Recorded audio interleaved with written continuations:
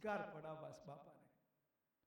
ગમે ત્યાં તમે ગમે તે મોટી પોસ્ટ ઉપર જાઓ, કરોડોપતિ થાઓ, ધનાઢ્ય થાવ, ઉદ્યોગપતિઓ થાવ, કોઈ મોટા ઓફિસર થાવ, કે જ્યાં હોય ત્યાં દુનિયાના શેડામાં એક અંગ શેનું પાડવાનું છે ભાઈ? સેવાનું. જો આપણા લોહીમાં નથી, પ્રમુખ સ્વામી કહેતા જેને લોહીમાં હોય ને સેવાને શોધે. આપણે જાહેરાત કરવી પડે કે આ ખુરશી ભેગી કરજો, આજે ખુરશી પાથરવાની છે એટલે આવજો. તમે સાથી ઉપર હાથ મૂકીને વિચારો, સામેથી કોઈ સેવા આપણે હોધેલી? કોઈ આપણને કીધું ન હોય, બતાવી ન હોય, આપણી ઉપર કોઈ નોંધ લેનારું ન હોય, સ્વૈચ્છિક કે આજે રજા છે, ફ્રી ટાઈમ છે, તો કંઈક સેવા મળી જાય એવી અંતરમાં ભાવના ખરી તો રાજીપો મળી જાય. બીજું એક વાત સ્વામી કરેલી, સેવાની વાત કરેલી. બીજી વાત કરેલી કથા વાર્તાની. એના પાસ સ્વામીને ફાળવાસ આપણા લોહીમાં ઉતારવું છે. તમે છાત્રાલયમાં રહો છો, આ લોકો ગામડેના શહેરમાં રહેતા છે, સભામાં આવો છો, હાજરી લેવાય છે, દંડ થાય છે, ઉપર રાજેશભાઈને સંતો જોનારા બેઠા છે, પણ તમે ગામડે જાઓ, રજા હોય, કોઈ જોનારું ન હોય, ફ્રી હો, તો અંતરથી થાય કે હાલો કથામાં જઈએ, સભામાં બેસીએ. કોઈ નહોતો કે આપણે સભા કરીએ, આપણે જઈને ધૂન કરીએ, આપણે કીર્તન ગાઈએ, આપણે વાત કરીએ, આપણે વાંચન કરીએ. એ લોહીમાં ઉતારવાનું છે, આ સંસ્કાર પાડવાના છે, આ જીવમાં ગાંઠ વાળવાની છે. આવો શબ્દ બાપા બોલતા. શેના? આ તો કે ભાઈ ચાલો આજે યુવા સભા છે, બરોબર, તમે આવ્યા, આજે સંયુક્ત સભા છે, ફ્રી છો. યુવા સભાનો માણસ, હું સંયુક્તમ ન બેહું, એનો અર્થ લોહીમાં નથી, જીવમાં નથી. ભણવાનું હોય, લેસન હોય, ટ્યુશન હોય, વાંચવાનું હોય, કામ હોય, હાવ ફ્રી ફાજલ છો, રજા છે, વેકેશન છે, કંઈ કામ નથી, હાવ આંટા મારીએ છીએ, હુઈ રહીએ છીએ, બેહી રહીએ છીએ. ચાન્સ છે પાછો સામે, તો લોહીમાં નથી, જીવમાં નથી, અંદર આ વાત બેઠી નથી, તો ઈ દ્રઢ કરાવવું છે. કઈ વાત? બીજી, વેકેશન હોય, દિવાળીની રજાઓ પડશે, ઉનાળાનું વેકેશન હોય, વચમાં કેટલાય ફાજલ દાડા હોય, પરીક્ષા પતી ગઈ હોય, પાછળ ઘણાને તો કંઈક ભણતા હોય, બીએસસી બીકોમ પૂરું થઈ ગયું હોય, નોકરી શોધતા હોય, 2-3 મહિના વચ્ચે ફાજલ ટાઈમ મળતો હોય, તો હુઈ રહે, મોબાઈલ મચેડે, ભાઈબંધો હારે ગપ્પા મારે, જીવમાં નથી ઉતર્યું. લોહીમાં પાકું થાય કે ના, મારે કથા વાર્તાથી મને લાભ છે, મારા ફાયદા માટે છે, સત્પુરુષનો રાજીપો છે, આમાંથી જ મારો સર્વાંગી વિકાસ થવાનો છે. પ્રસંગો અત્યારે કહેવાનો ટાઈમ નથી. બાપાએ કેવી કેવી દ્રઢતાઓ કરી છે, યુવકોને કેવું કેવું લેસન આપ્યું છે, કેવો ખટકો રખાયો છે આ બાબતે, કેટલો એમનો આગ્રહ હતો કે વાત જવા દો. એટલે ઈ પાકું કરવાનું છે. શેનું? કથા વાર્તાનું. પ્રમુખ સ્વામી ખટકો શબ્દ વાપરતા કે જ્યારે ટાઈમ મળે ત્યારે, જ્યાં ટાઈમ મળે ત્યારે, સમયમાં ગયા હોય, સભામાં ગયા હોય, ઘરે હોય, બહાર હોઈએ, જ્યાં હોઈએ ત્યાં, કોઈ ન હોય તો સ્વામી કે આપણે કરવું, એકલા કરવું, બહુ પ્રસંગો છે. એટલે બીજો મુદ્દો કયો છે? પહેલો કયો કીધો? સેવા. બીજો કથા વાર્તા. બરાબર, આત્માનો ખોરાક છે. એનો તો એટલો બધો મહિમા છે ને, ઓહો, ભગવાન સ્વામિનારાયણ તો એટલું બધું કીધું છે. અને આખી ગુરુ પરંપરા આપો બેઝ જ આ છે એવું લખ્યું છે. એના ફાઉન્ડેશન ઉપર સત્સંગ ઊભો છે. વચનામૃતમાં મહારાજે વાત કરી, એ વાત હરિલામૃતમાં વિહારીલાલજી મહારાજે કરી છે. સત્સંગનો કૃષ્ણ કથા જ પાયો, જોતે કદાપી નબળો જણાયો, સત્સંગ રૂપી શુભતો હવેલી, પડી જવાની. આ એક બીમ છે ને એક બીમ આ છે, સ્પાન મોટો છે, આમાં 500 થેલી સિમેન્ટ નાખ્યો છે એક બીમમાં. કાના ઉપર આખું સ્ટ્રક્ચર સ્લેબ આવવાનો હતો, બરાબર છે. એ નબળો હોય તો પાયો કરીને ભેંસના પોદળા, કાગળના ડૂચા, કેળાની સાલને દાંતરના સિરિયા નાખીને ઊભું કરો તો શું થાય? ચોમાસાની રાહ ન જોઈએ, ભર ઉનાળે પડે. કથા વાર્તા નહીં હોય ને જીવમાં, એ સત્સંગ ટકવાનો નથી, વિકાસ થવાનો નથી. સર્વે ગુણ બધા એમાંથી જ આવવાના છે. એટલે બીજું અંક કયું પાડવાનું છે? કથા વાર્તા. કથા વાર્તા સભામાં તમે ગેરહાજર રહ્યા, કારણસર હોય, બીમાર હો, પરીક્ષા હો, તમે બહારગામ હો, હાવ ફાલતુ કામ વગેરેના ગેરહાજર રહ્યા તો દુઃખ થાય છે, ખોટ ગઈ હોય એવું લાગે છે. આપણે કંઈક ગુમાવ્યું, આપણે રહી ગયા. હમણાં આઈસ્ક્રીમ નથી, જો કે આઈસ્ક્રીમ આપ્યો હોય, અડધા રહી ગયા હોય તો હોબાળો મચાવે, આખી શિબિર પાણીમાં જાય. બોલો કે હારો અડધો લાવ્યા, મને આપ્યો નહીં, હું રહી ગયો. એક પ્રવચન કે એક શબ્દ યાદ ન રહે, એક જ યાદ રહે કે અમારા ભાગમાં આઈસ્ક્રીમ ન આવ્યો. શું યાદ રહે? સર્વમંગલે નકામા ને, અક્ષર નહીં નકામા, મેનેજમેન્ટ એ નકામું. કેમ નકામું ભયેલા? કે અમારા ભાગમાં આઈસ્ક્રીમ આવ્યો નહીં. એ વાત આખી જુદી છે, પણ કહેવાનું મર્મ શું છે કે એમાં લાગે છે કે રહી ગયા. કથામાં એવું લાગે છે, સભામાં એવું લાગે છે, રજા વેકેશનમાં લાગે છે. અરે આને તો ડોક્ટર સ્વામી તો ઓક્સિજન હારે હરખાવે છે. જેમ હવાની રોજ જરૂર છે, જીવન છે, એટલું જ મહત્વ કથા વાર્તાનો આપે છે. એટલે બીજો મુદ્દો કયો બાપાએ વાત કરી હતી, હજારો યુવકોને વાત કરેલી હવાના પોરમાં નરણા કોઠે પૂજા કરીને તરત. તો આ સંસ્કાર દ્રઢાવા છે, એના માટે આ શિબિર છે. ત્રીજી વાત જે અત્યારે આપણે છે અભ્યાસની, ઘણા ભણે છે મોટા ભાગના, તો સારું ભણો. ડોક્ટર સ્વામી કહે છે કે BAPS ને વર્લ્ડ બેસ્ટ બનાવી છે. કેવી બનાવી છે? એના કેટલાક પાસા છે, બરાબર. એમાં એક પાસું કયું છે? મુખ્ય પાસું તો આપણું ચારિત્ર છે, પણ એટલું જ લગતું, કારણ કે બધા આ મોટા હોલ કરવા, મંદિરો કરવા, સ્કૂલો કરવી, હોસ્ટેલો કરવી, કંઈ પણ પહેલી જરૂરિયાત છે નહીં પડે? પૈસાની. તમારી પણ પ્રતિષ્ઠા ક્યારે વધે? તમે સારી પોસ્ટ હોય, તમે સારા ઉદ્યોગપતિ હો, તમારું નામ ના હોય, બરાબર. એના માટે અભ્યાસ. ડોક્ટર સ્વામી કહે છે કે વિદ્યા છે એની પૈસા છે. શું કહે છે? સીધી રીતે પૈસા દેખાતા નથી, પણ પૈસા એમાંથી આવે છે? અભ્યાસમાંથી, બરાબર. તમે સારું ભણો, સારી જોબ મળે, સારો બિઝનેસ કરો, સારી પોસ્ટ હોય તો સારા પૈસા આવે, તો તમે સુખી થાઓ, તમારો પરિવાર સુખી થાય. કેટલાય છોકરા છે, એક છોકરો લીંગડાનો છે, ભરત ને સંજય, બે ભાઈઓ. એ ગામમાં આપણો સત્સંગ બહુ નહોતો, પછી સત્સંગ થયો. એ બે છોકરા સાત્રાળીમાં ભણ્યા, ફાર્મસી થયા, અમેરિકા ગયા, કમાણા. બે ભાઈ જ છે, એક જ પરિવાર કહેવાય. આમ તો આખું મંદિર એકલાય બાંધી દીધું. આજે 200 જણા ભજન ભક્તિ કથા કીર્તનનો લાભ લેશે. એ મંદિર બન્યું કોને લીધે બન્યું? બે યુવકોને લીધે બન્યું. એ બે યુવકોએ પણ પૈસા ક્યારે આપ્યા? એ કમાણા તો આપ્યા. કમાણા કેવી રીતે? કે હારું ફાર્મસીથી હારું ભણ્યા, અમેરિકા ગયા.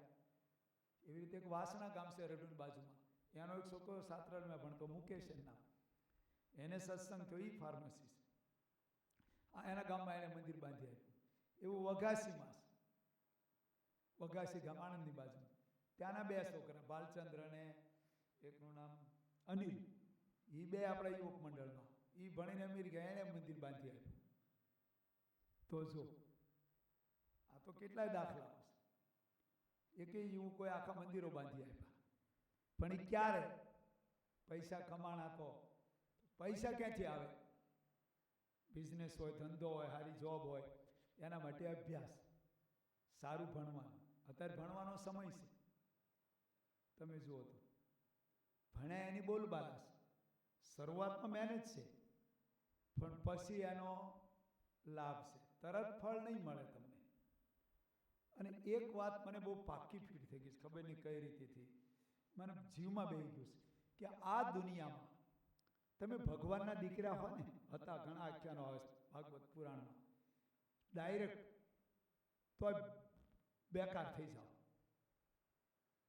મહેનત કર્યા વિના કાંઈ નથી, એટલું યાદ રાખજો. સિંહ તો જંગલનો રાજા કહેવાય, તોય સિંહ પંખા હેઠે હુઈ રહે, કોઈ હરણ્યું આવીને એના મોઢામાં પડતું નથી. ભાઈ એલો સિંહ ભાઈ પાણા કરો, આખી રાતનું ખાધું નથી, એને ફેં પડી જાય. મેં વિડીયો જોઈ હતી. તો મહેનત, પુરુષાર્થ. અત્યારે આખી દુનિયાને પ્રમુખ સ્વામી વધાવે છે, મહંત સ્વામીને વધાવે છે. એમ નામ નથી વધાવતા. લોકો કહેશે કે ઓહો, પ્રમુખ સ્વામીને આટલા બધા મંદિરો, આટલા બધા સંતો, આટલા લાખો હરિભક્તો, એ કાંઈ વાદળમાંથી કોઈ ટપક્યા નથી. એને 50 વર્ષ સુધી લોહીને પાણી એક કરી નાખ્યું છે. એની આ ફળશ્રુતિ છે. કોઈ પણ બહુ દાખલાઓ છે, મોટા મોટા ઉદ્યોગપતિઓના સેંકડો કથાઓ છે કે જો લોકોએ બધા જગતના મોજ શોખ, જલસા, મિજબાનીઓ એને આમ તિલાંજલિઓ આપી છે.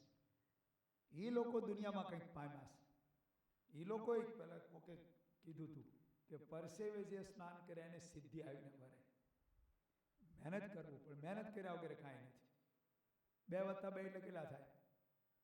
4 થાય. તો સત્ય છે, ત્રિકાળાબાદ છે, એટલું જ સત્ય છે.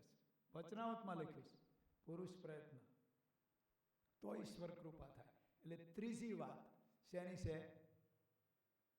અભ્યાસની, ભણવાની.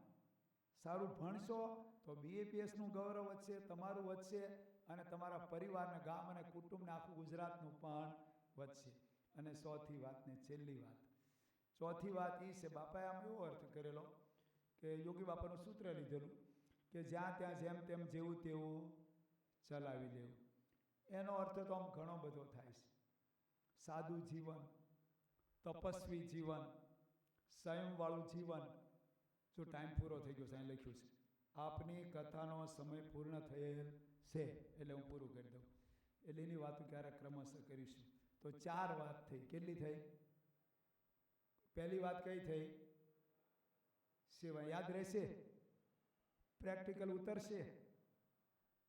બીજી વાત કઈ થઈ? કથા વાર્તા. ત્રીજી વાત કઈ થઈ?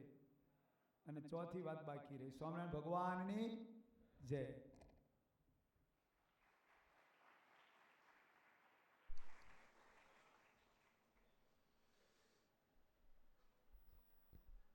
લૌકિક અને આધ્યાત્મિક માર્ગમાં એ સર્વાંગી સફળતા પ્રાપ્ત કરવા માટે એ જીવનના અમૂલ્ય ગુણો એ છે કથા, સેવા, અભ્યાસ અને પુરુષાર્થ.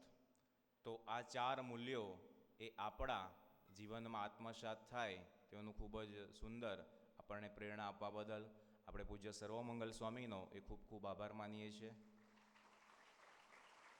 આજની આપણી આ મહાયુવા સભામાં આજે નડિયાદ શહેર, નડિયાદ ગ્રામ્ય, કપડવંશ કઠલાલ તથા નડિયાદ છાત્રાલયના એ યુવકો એ આજની આ સભામાં ઉપસ્થિત છે. તો આપણે સૌ એ અરસપરસ એકબીજાનું સ્વાગત કરીશું. તાળીના નાદથી આપણે એકબીજાનું સ્વાગત કરીશું. સાથે સાથે આપણે ખૂબ જ આનંદની વાત છે કે આજની આ મહાયુવા સભામાં આપણને એ વિશિષ્ટ વક્તવ્યનો લાભ આપવા માટે આજે આપણી યુવા સભામાં પૂજ્ય જ્ઞાનનયન સ્વામી એ પણ ઉપસ્થિત છે. તો આપણે સૌ તેમનું સ્વાગત કરીએ છીએ અને તેમને જાજી તાળીથી આપણે તેઓનું સ્વાગત કરીએ. તો આજે જે આપણે શિબિરનો લાભ લઈશું, તો એ શિબિરના લાભ માટે આપણા સૌ માટે એ ભોજનની પણ વ્યવસ્થા એ કરવામાં આવી છે. તો આની સેવા એ કરનાર આપણા યુવક એ દર્શનભાઈ હિતેશભાઈ પટેલ કે જેઓએ તેમની પ્રથમ એ જોબની સેલરી એ સેવામાં અર્પણ કરી દીધી છે. તો આપણે સૌ તો તેઓને અભિનંદન આપીએ છીએ અને સાથે તેઓને વિનંતી કરીએ કે તેઓ સ્ટેજ ઉપર આવી અને પૂજ્ય સર્વમંગલ સ્વામીને હાર પહેરાવીને આશીર્વાદ પ્રાપ્ત કરશે. સાથે તેઓના ભાઈ એ મોક્ષભાઈ કેતનભાઈ પટેલને પણ વિનંતી કરીએ કે તેઓ પણ સ્ટેજ ઉપર પધારશે અને પૂજ્ય જ્ઞાનનયન સ્વામીને હાર પહેરાવી અને આશીર્વાદ પ્રાપ્ત કરશે. તો આ આપણા યુવકોમાં આ પ્રણાલિકા પણ જોવા મળતી હોય છે કે પોતાનો પ્રથમ પગાર એ ભગવાનના અર્થે એ અર્પણ કરતા હોય છે. તો એ સૌ એ આપણા માટે પણ એ પ્રેરણાદાયક છે. શ્રી સ્વામિનારાયણ ભગવાનની જય. આજે આપણે સૌ એ અભ્યાસ કરીએ છીએ, મોટાભાગના યુવકો અભ્યાસ કરે છે, પરંતુ બહુધા જ્યારે આપણને આપણા શિક્ષકો કે માતા પિતા કે વડીલો કે સંતો એ દ્વારા એ અભ્યાસનું મહત્ત્વ કે પ્રેરણા આપવામાં આવે ત્યારે સામે આપણો એવો પ્રત્યુત્તર હોય કે એવો ભાવાર્થ હોય કે પોથી પડપડ જગ મુવા પંડિત ભયાના કોઈ, ઢાઈ અક્ષર પ્રેમ કે પઢે સો પંડિત હોય.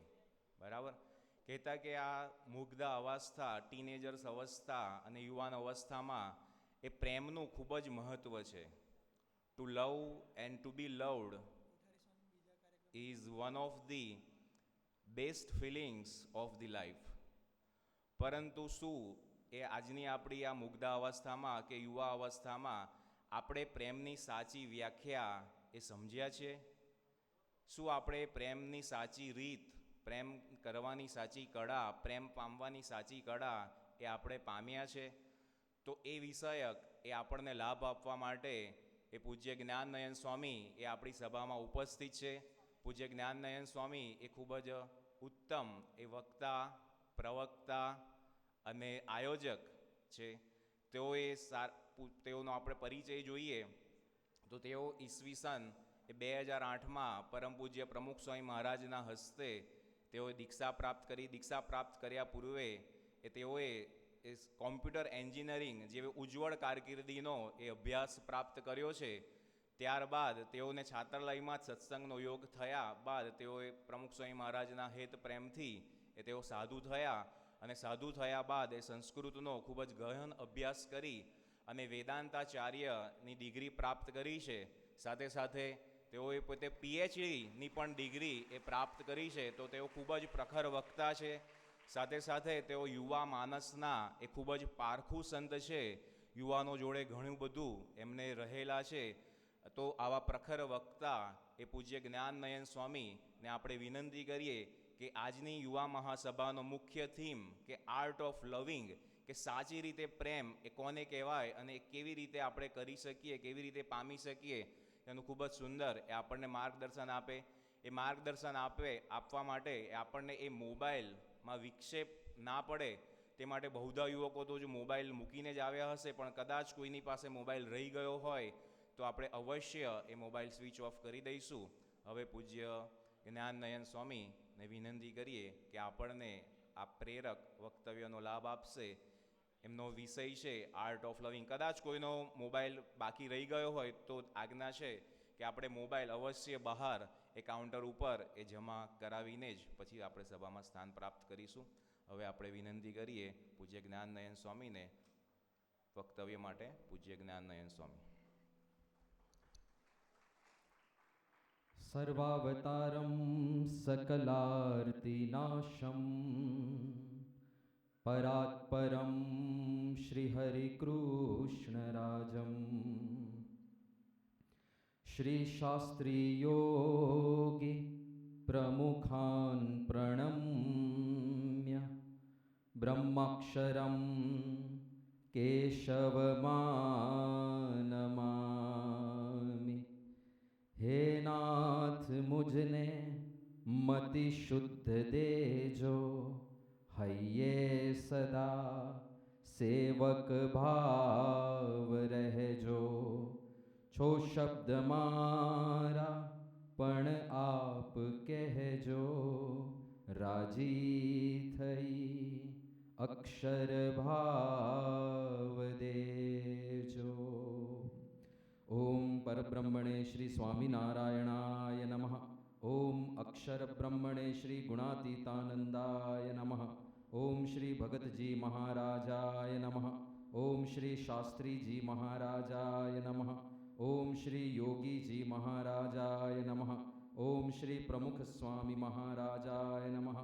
ઓમ પ્રકટ બ્રહ્મ સ્વરૂપાય ગુરુહરયે શ્રી મહંત સ્વામી મહારાજાય નમો નમઃ. સફેદ મોનિટર પ્લીઝ.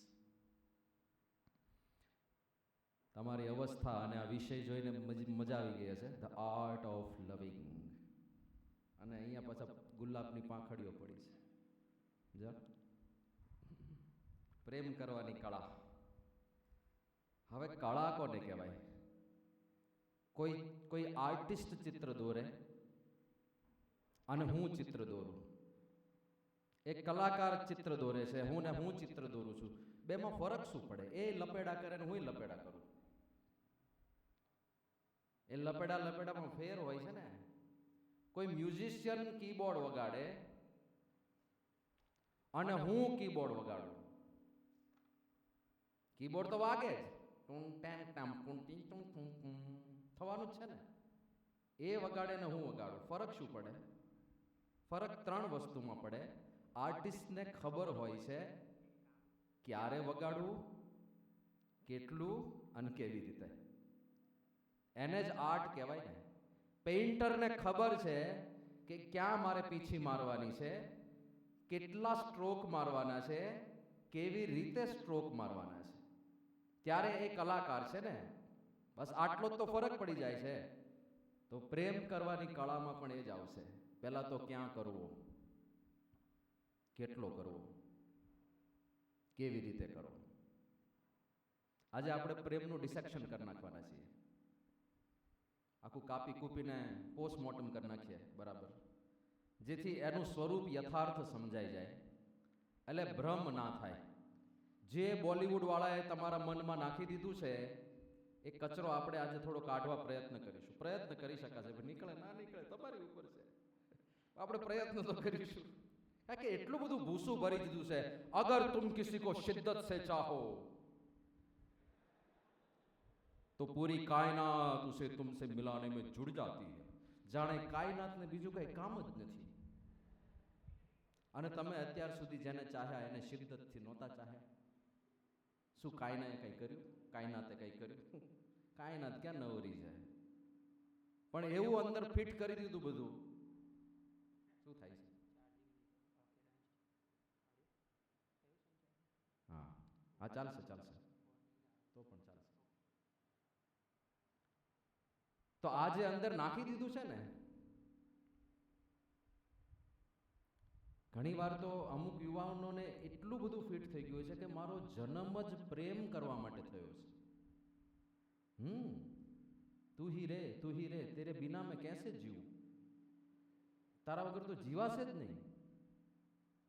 અને આને જીવનનું લક્ષ્ય બનાવીને નીકળ્યા. અલા થોડું આજુબાજુ જુઓ, તમે થોડું તો આજુબાજુ જુઓ. તમારે જેવા બીજા કોઈ દેખાય છે રિયલ લાઈફમાં? કોઈ નથી. તો કઈ ઇમેજનરી દુનિયામાં જીવો છો ભાઈ? બી પ્રેક્ટિકલ. તો પ્રેમને સમજીએ. શ્રીજી મહારાજને પૂછ્યું સ્નેહનું શું રૂપ છે, વોટ એક્ઝેક્ટલી લવ ઇઝ. અને શ્રીજી મહારાજે જવાબ આપ્યો છે સ્નેહનું સ્વરૂપ તો મધ જેવું છે, તે જ્યાં ત્યાં ચોંટે. બસ. ટુ ગેટ અટેચ્ડ ઇઝ લવ.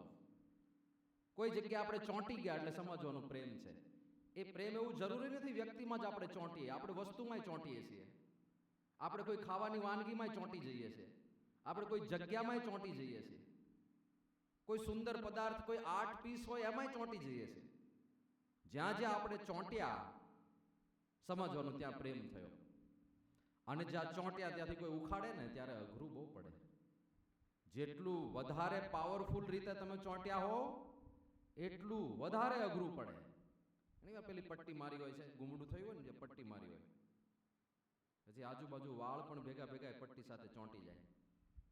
અને પટ્ટી એટલી સ્ટ્રોંગ હોય, જો ઉખાડે ને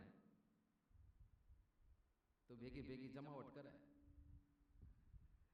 તો જેટલું એટેચમેન્ટ પાવરફુલ એટલું જ્યારે ડિટેચમેન્ટ થશે ત્યારે પેઇનફુલ થવાનું છે. એટલે આ સ્નેહનું સ્વરૂપ મધ જેવું છે.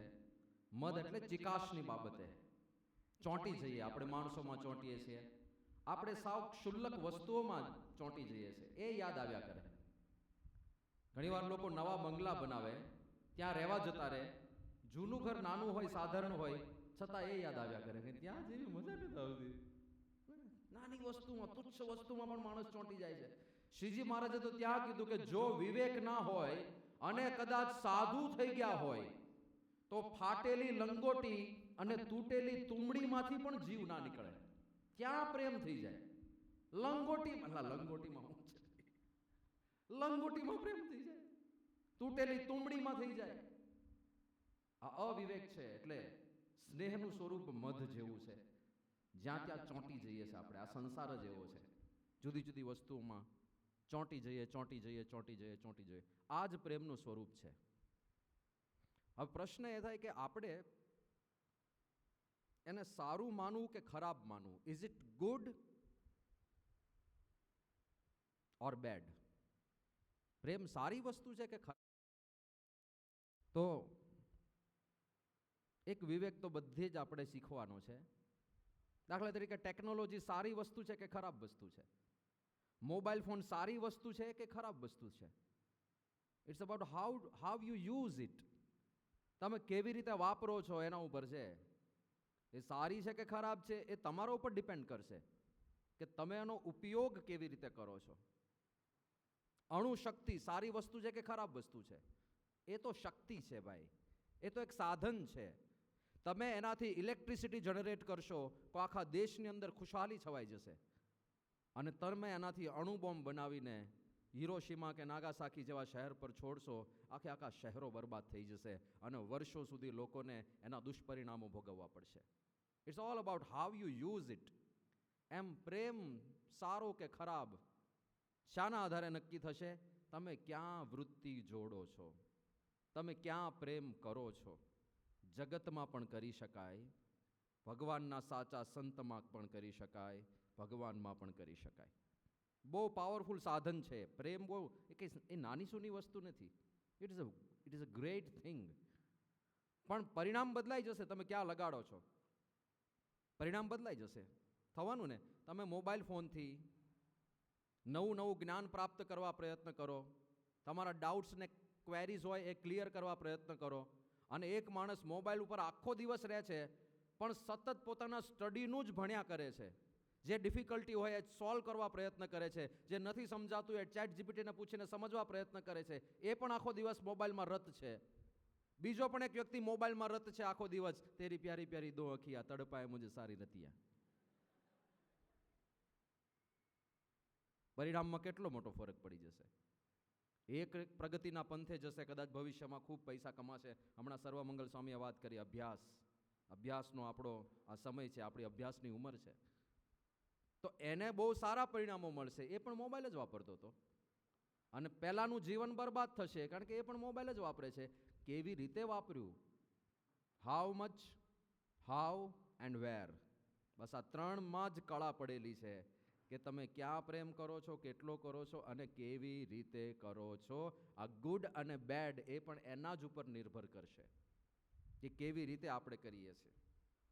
હવે બીજો એક પ્રશ્ન થાય કે ભગવાને આ પ્રેમવાળી ઇન્સ્ટિંક્ટ જ શું કામ મૂક્યો આપણી અંદર? તમે ગુડ બેડની બધી ચર્ચા કરો છો અને મોટે ભાગે તમને ખબર છે હું શું કહેવાનો છું. દુનિયાવી પ્રેમ નુકસાનકારક જ છે, એ વાત આવવાની જ છે. તો નિશ્ચિત વસ્તુ છે, શાસ્ત્રોનો સિદ્ધાંત છે. દુનિયાની અંદર અટેચમેન્ટ નથી કરવાનું ને. એના માટે તો આપણે આધ્યાત્મિક વિશ્વમાં બેઠા છીએ કે દુનિયાથી ડિટેચ થવાનું છે, ભગવાનમાં અટેચ થવાનું છે. તો પછી ભગવાને પ્રેમ બનાવ્યો જ શું કામ? પ્રેમ જેવી વસ્તુ જ શું કામ બનાવી? એ પ્રશ્ન થાય સ્વાભાવિક છે કે why is this instinct needed? Shriji મહારાજે બહુ સરસ વાત કરી છે. ભગવાને આ સૃષ્ટિ બનાવીને એના ઉદ્દેશ્ય લખવામાં આવ્યા છે શ્રીમદ ભાગવતમાં. બુદ્ધિન્દ્રિય મનઃ પ્રાણાન જનાનામ અસૃજત પ્રભુ માત્રાર્થમ ચ ભવાર્થમ ચ યાત્મને કલ્પનાય ચ. ભગવાને આપણને શરીર આપ્યું, બુદ્ધિ આપી, ઇન્દ્રિય આપ્યા, મન આપ્યું, પ્રાણ આપ્યા, અને એની અંદર જે બધી ઇન્સ્ટિંક્ટ છે એ તો વર્ષોથી છે, જન્મોજન્મથી છે. એ શાના માટે એવું શરીર આપ્યું કે બધી ઇન્સ્ટિંક્ટને પણ બહાર નીકળવાનો અવકાશ મળે? માત્રાર્થમ પહેલું કહ્યું, જેથી કરીને આપણે સુખ ભોગવી શકીએ. ભવાર્થમ, આ સંસાર એમને ચલાવવો છે, નિરંતર ચલાવવો છે. કારણ કે આ સંસારમાં મનુષ્ય શરીર આવશે, એનાથી મુક્તિ થવાની છે. પણ એ મુક્તિ થાય એના માટે સંસાર ચાલે એ તો જરૂરી છે ને. એ સાયકલ તો ચાલવું જોઈએ ને. અને સાયકલ ચલાવવા માટે એમણે આ બધી ઇન્સ્ટિંક્ટ મૂકેલી જ છે આપણી અંદર. માત્રાર્થમ ચ ભવાર્થમ ચ યાત્મને અકલ્પનાય ચ. પરમાત્મામાં જોડાઈ શકીએ અને આપણા કર્મના બંધનથી મુક્ત થઈ શકીએ એના માટે આ સંસાર બનાવ્યો છે. 4 હેતુઓ બતાવ્યા ને. તો માત્રાર્થમ, વિષય સુખ તો આપણે ભોગવવાના જ છીએ જેટલું આપણી કેપેસિટી પ્રમાણે. ભવાર્થમ, સંસાર ચલાવવો જરૂરી છે. અને એટલા માટે ભગવાને શું કર્યું છે? કળ ચડાવી મૂકી છે. જેમ પેલું ચાવીવાળા રમકડા હોય ને, ચાવી ચડાવ્યું એટલે કૂદ્યા કરે, એમ ભગવાને આ સ્નેહરૂપી ચાવી ચડાવી છે. સ્નેહરૂપી એવી કળ ચડાવી છે. શ્રીજી મહારાજે કહ્યું કે ફરીથી દાખલો જ ના કરવો પડે. મહારાજે પ્રથમના 34માં કીધું, જે દિવસથી પરમેશ્વરે આ જગતની સૃષ્ટિ કરી છે તે દિવસથી એવી જ કળ ચડાવી મૂકી છે જે ફરીને પરમેશ્વરને દાખલો કરવો પડે નહીં. અને સંસારની જે વૃદ્ધિ કરવી તે પોતાની મેળે જ થયા કરે એવો ફેર ચડાવી મૂક્યો છે. માટે સહજે જ સ્ત્રીમાં પુરુષને હેત થાય છે અને પુરુષને સ્ત્રીમાં હેત થાય છે. અને એ સ્ત્રીથી ઉપજી જે પ્રજા તેમાં પણ સહેજે જ હેત થાય છે. આ મહારાજે કહ્યું કે કળ છે, કળ છે. મહારાજે ચાવી ચડાવેલી છે ભગવાને કે આ પ્રેમ થયા કરે અંદર અંદર. પણ એ પ્રેમને એટલું બધું ઇમ્પોર્ટન્સ આપી દીધું દુનિયાએ કે બસ આના માટે જ જન્મ છે, હું તારા માટે જ જન્મ્યો છું. એટલું બધું ઇમ્પોર્ટન્સ આપી દીધું. આ સંસાર ચલાવવા પૂરતું છે. અને જ્યાં જ્યાં એમને સંસાર ચલાવવો તો બીજી વાત કરી મહારાજે, એ હેતુરૂપી જ ભગવાનની માયા છે. અને એ માયાના પ્રવાહમાં જે ન વહે તેની વૃત્તિ ભગવાનમાં રહે છે. એટલે આ હેતરૂપી માયા છે. હવે આ દુનિયાવી પ્રેમને સમજવા આપણે પ્રયત્ન કરીએ. મહારાજે કેમ આવી કળ ચડાવી છે? સંસાર ચલાવવો જરૂરી છે. હવે જો આ ભગવાનના લેવલથી તમે આ સૃષ્ટિના ક્રિએશનને જોજો. એમાં દુનિયા બનાવી દીધી અને બધું ઓટોમેશન ઉપર મૂકવું છે એમને. હવે દુનિયા ચલાવવા માટે લોકો જીવે એ જરૂરી છે. એટલે જીજીવિષા મૂકી, જીવવાની ઈચ્છા. લોકો જીવે એના માટે ખાવું જરૂરી છે. એટલે ખાવામાં સુખ મૂક્યું. ખાવામાં સુખ ના આવતું હોત ને મજા ના આવતી હોત તો કોણ ખાત? એમણે સુખ મૂક્યું જેથી લોકો ખાધ્યા કરે અને જીવ્યા કરે. ખાવાનું બંધ થઈ જાય તો જીવવાનું બંધ થઈ જાય. એટલે જે જે વસ્તુ જરૂરી હતી સંસાર ચલાવવા માટે ત્યાં એમણે સુખનો આભાસ મૂકી દીધો. ખાવામાં સુખનો આભાસ મૂકી દીધો. અને એ ના કરો તો ક્રેવિંગ થાય, તો દુઃખ થાય. ના ખાઓ તો રહેવાય ને, અરે બહુ ભૂખ લાગે, આ પેટમાં ઉંદરડા દોડે છે. ના ખાઈએ તો દુઃખ, અને ખાઈએ તો મજા આવે, એમ થાય ખાધા જ રાખીએ, ખાધા જ રાખીએ. જે જે જરૂરી હતું ત્યાં બધે સુખ મૂક્યું. પાણી પીવું જરૂરી છે તો તમને તરસ લાગે ને, ગળામાં શોષ પડવા માંડે, યાર પાણી લાવો ને. પેપ્સી પીને, પેપ્સી નહીં યાર, અત્યારે પાણી આપણે યાર. તો જ્યારે જે જોઈએ પાણી વગર ગળામાં શોષ પડવા માંડે. અને જ્યારે પાણી પીએ ત્યારે આમ એટલી ઠંડક થાય. જરૂરી છે પાણી તો ત્યાં પણ સુખ મૂક્યું. આ પણ જરૂરી છે. એમાં ટાઈમે ના જાવ તો દુઃખ, અરે યાર રહેવાતું નથી. અને જાઓ પછી હલકા થઈ ગયા. એમાં પણ દુઃખ અને સુખ મૂક્યા. આય જરૂરી છે, એમાંય દુઃખ અને સુખ મૂક્યા.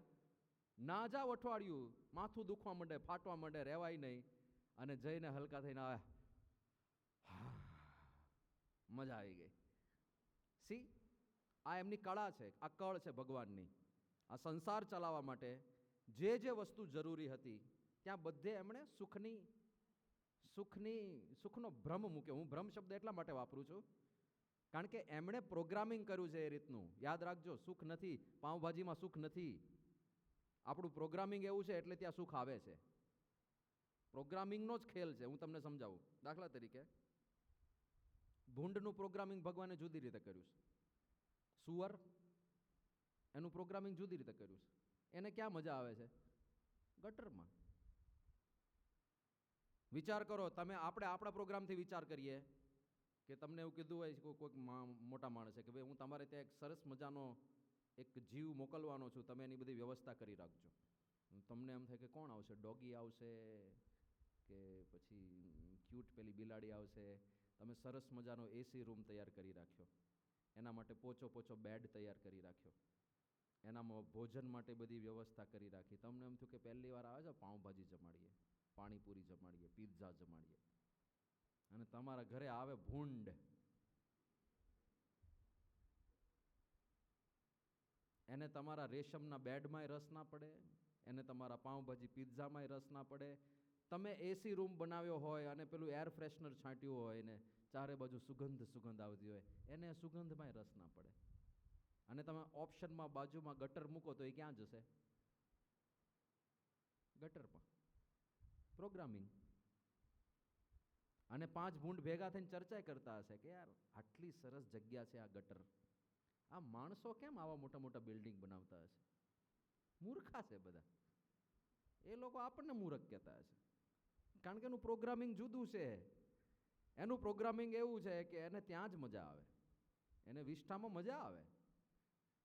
પેલા ગામડાઓમાં લોકો જતા ને, જૂના સંતો વાત કરતા, ડબલું લઈને કે લોટો લઈને જવાનું હોય, અને ત્યાં ગરમા ગરમ માલ માટે એ લોકો રાહ જોઈને બેઠા હોય. એટલે પથ્થર લઈને બેસવું પડે, નજીક આવે તો તગડી મુકાય, નહીં તો પાછળ જ ઊભા રહે. અધ્ધર ઝીલી લઈશું, હેઠું નહીં પડવા દઈએ.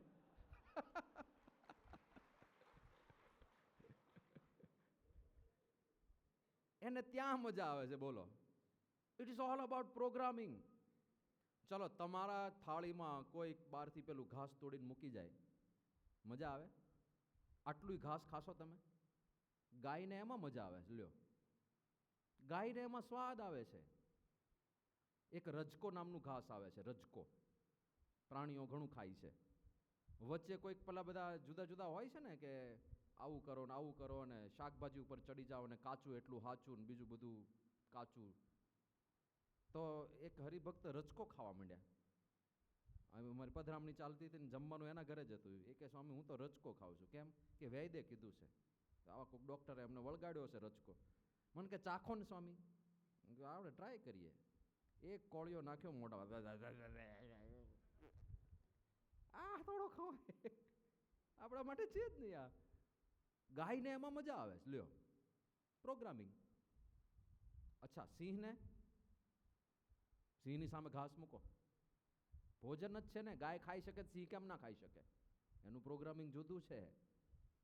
સિંહ ભૂખ્યો મરી જાય. બોલો, સિંહને તમે રૂમમાં પૂરી રાખ્યો હોય, જમવાનું એટલે કે માંસ ના આપો, અને એ રૂમમાં ઘાસ ઘાસ ઘાસ, લીલું સૂકરું, આ તે સારું શેરડીના સાંઠા મૂકી દો, સિંહ ભૂખ્યો મરી જશે. પણ ઘાસ નહીં ખાય, શેરડી નહીં ખાય, જુવારના સાંઠા નહીં ખાય, મરી જશે ભૂખ્યો. એલા લલ્લુ, એટલો તો વિચાર કર, તે જીવનભર જોયું ગાય ઘાસ ખાઈને જીવે છે, તો ટ્રાય તો કર બેટા, કરને ટ્રાય. ભૂખ્યો મરી જાય, બોલો, પણ ઘાસ નહીં ખાય. અને ગાયને તમે રૂમમાં પૂરી દીધી હોય અને ચારે બાજુ માંસના ઢગલા કરી દો, ભૂખી મરી જાય પણ માંસ નહીં ખાય. કારણ કે programming, it is all about programming. હા, પ્રોગ્રામિંગ જ છે.